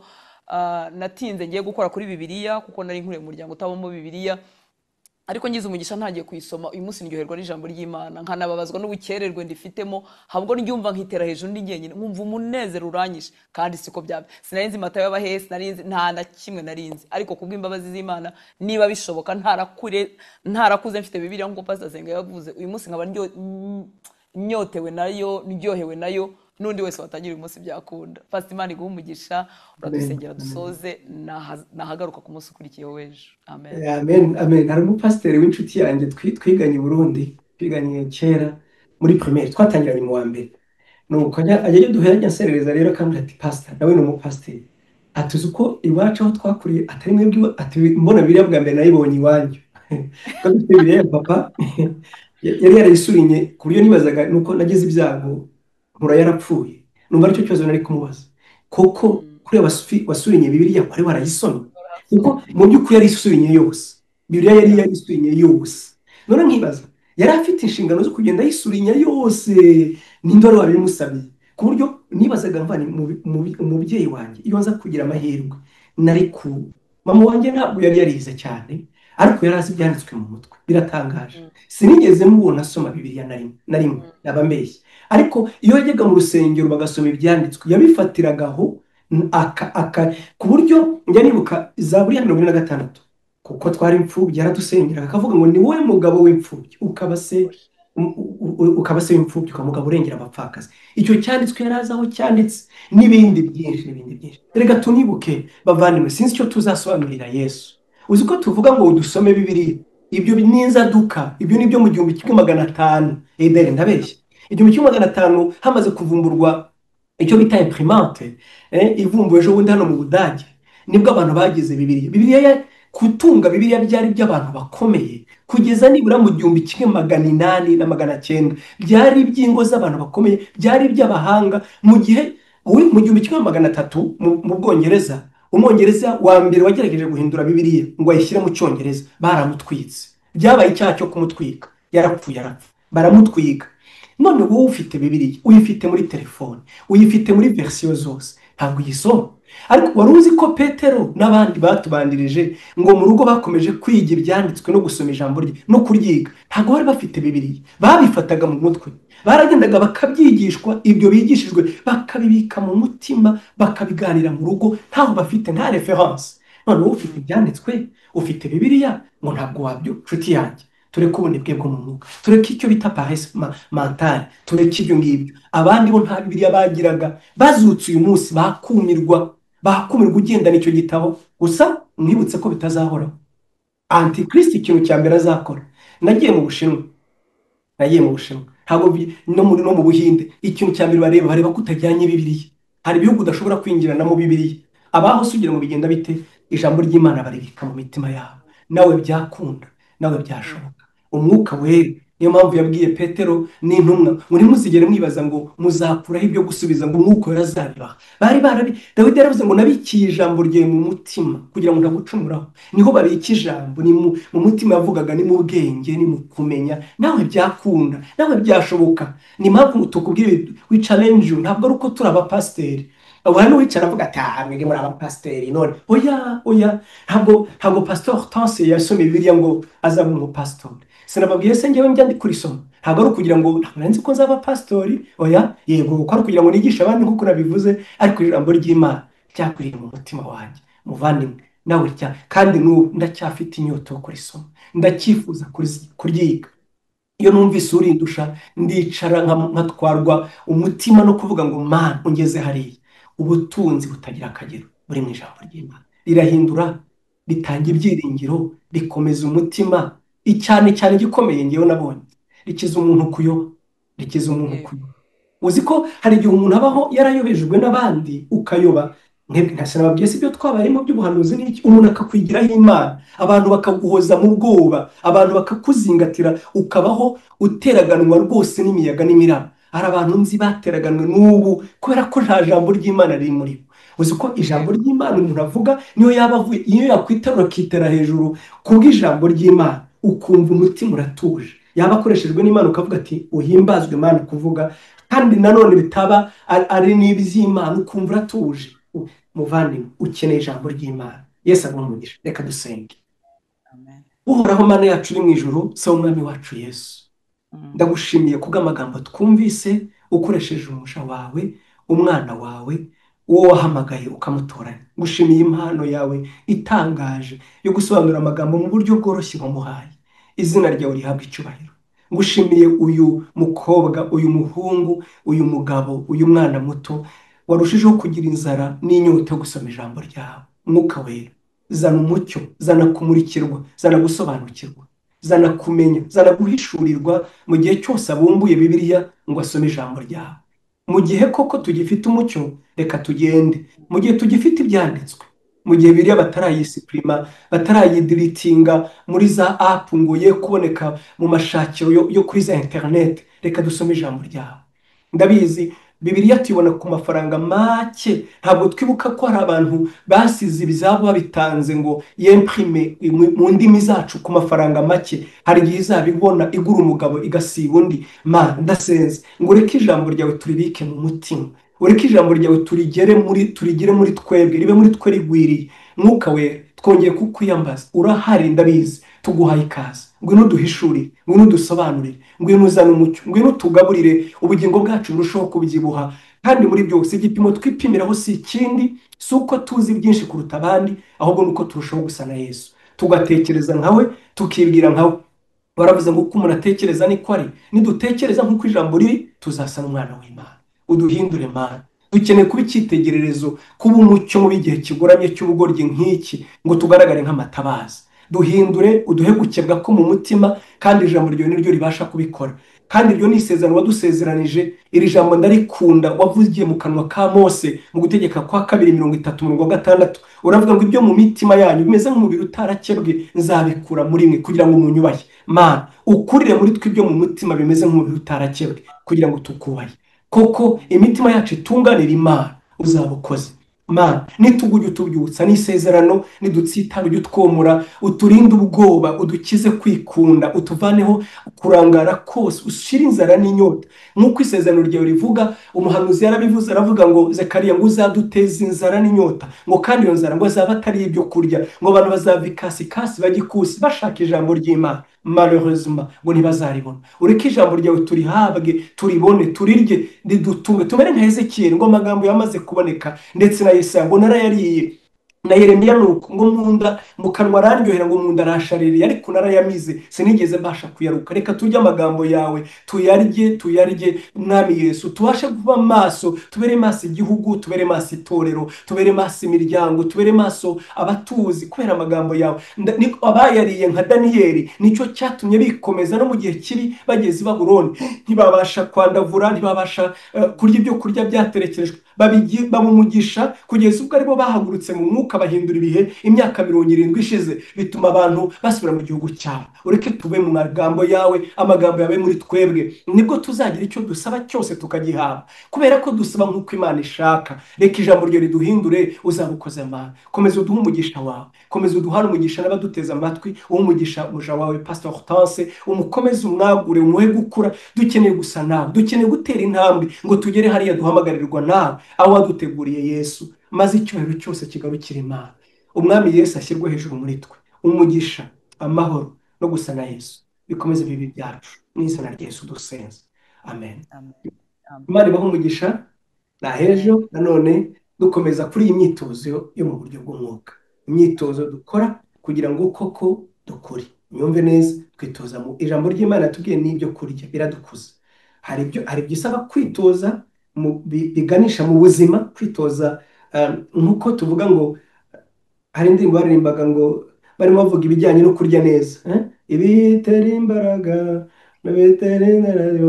byose bikubiye hamwe aha hari ukwitoza ko kumenya indyo ikwiriye kugira ngo ubuzima bwacu bube buzima amagara aramirwa ntabwo amagara aramirwa ni ukuvuga hari nk'uko bakubwira ngo nutarya indyo ikwiriye ntabwo uzigera ugira amagara mazima ndabona Pastor Utesa ndeba gutya amagara ntabwo amerwa amagara aramirwa amagara anyura hano mu kanwa ni ukuvuga rero kugira ngo hari uburyo buri bwo kwitoza itoze kurya ibyo kurya bizima bikwiriye biguha amagara mazima nanone ya magara mazima wabonye imyitoza kugira ngo ugire shape mu mwuka uba uri umuntu muzima ufite imbaraga Paulo yandikiye Timoteyo mu rwandiko rwa 2:3-12 si je me trompe pas aravuga ngo wowe Timoteyo uzi ibyanditswe biguhesha kuhabwa ubugingo buhoraho ni ukuvuga ngo hari muri Bibiliya yose harimo ibyanditswe cyangwa se abajya muri Bibiliya batwigisha ntabwo bose ariko dukwiye kubatega amatwi kuko byose ntabwo bitugirira umumaro byose ntabwo biduhesha ntabwo ari amagara amirwa hari n'ibyo tumira bikadutera indwara hari n'ibyo tumira ubwabyo bikatuviramo urupfu umuvandimwe aha ho mbere rugombe kwamenya nitwitoza kurya ibyo kurya by'umwuka kuko pastor yatubwiye ngo nitunywa amata y'umwuka adafunguye adukuze atugeze ku gakiza ayo rero tuba twayamize amashereka aronkwa amata aronkwa ariko nanone twanitoza mu buryo bwa miskre kugira ngo wa wundi muzima wariye anagire shape nzima aba ari umuntu ufite imbaraga nzima atari umuntu ushikiye na byose yega ntawe wabimara Yesu abaho umugisha Yesu abagirire neza na hejo mushumba wakoze bless you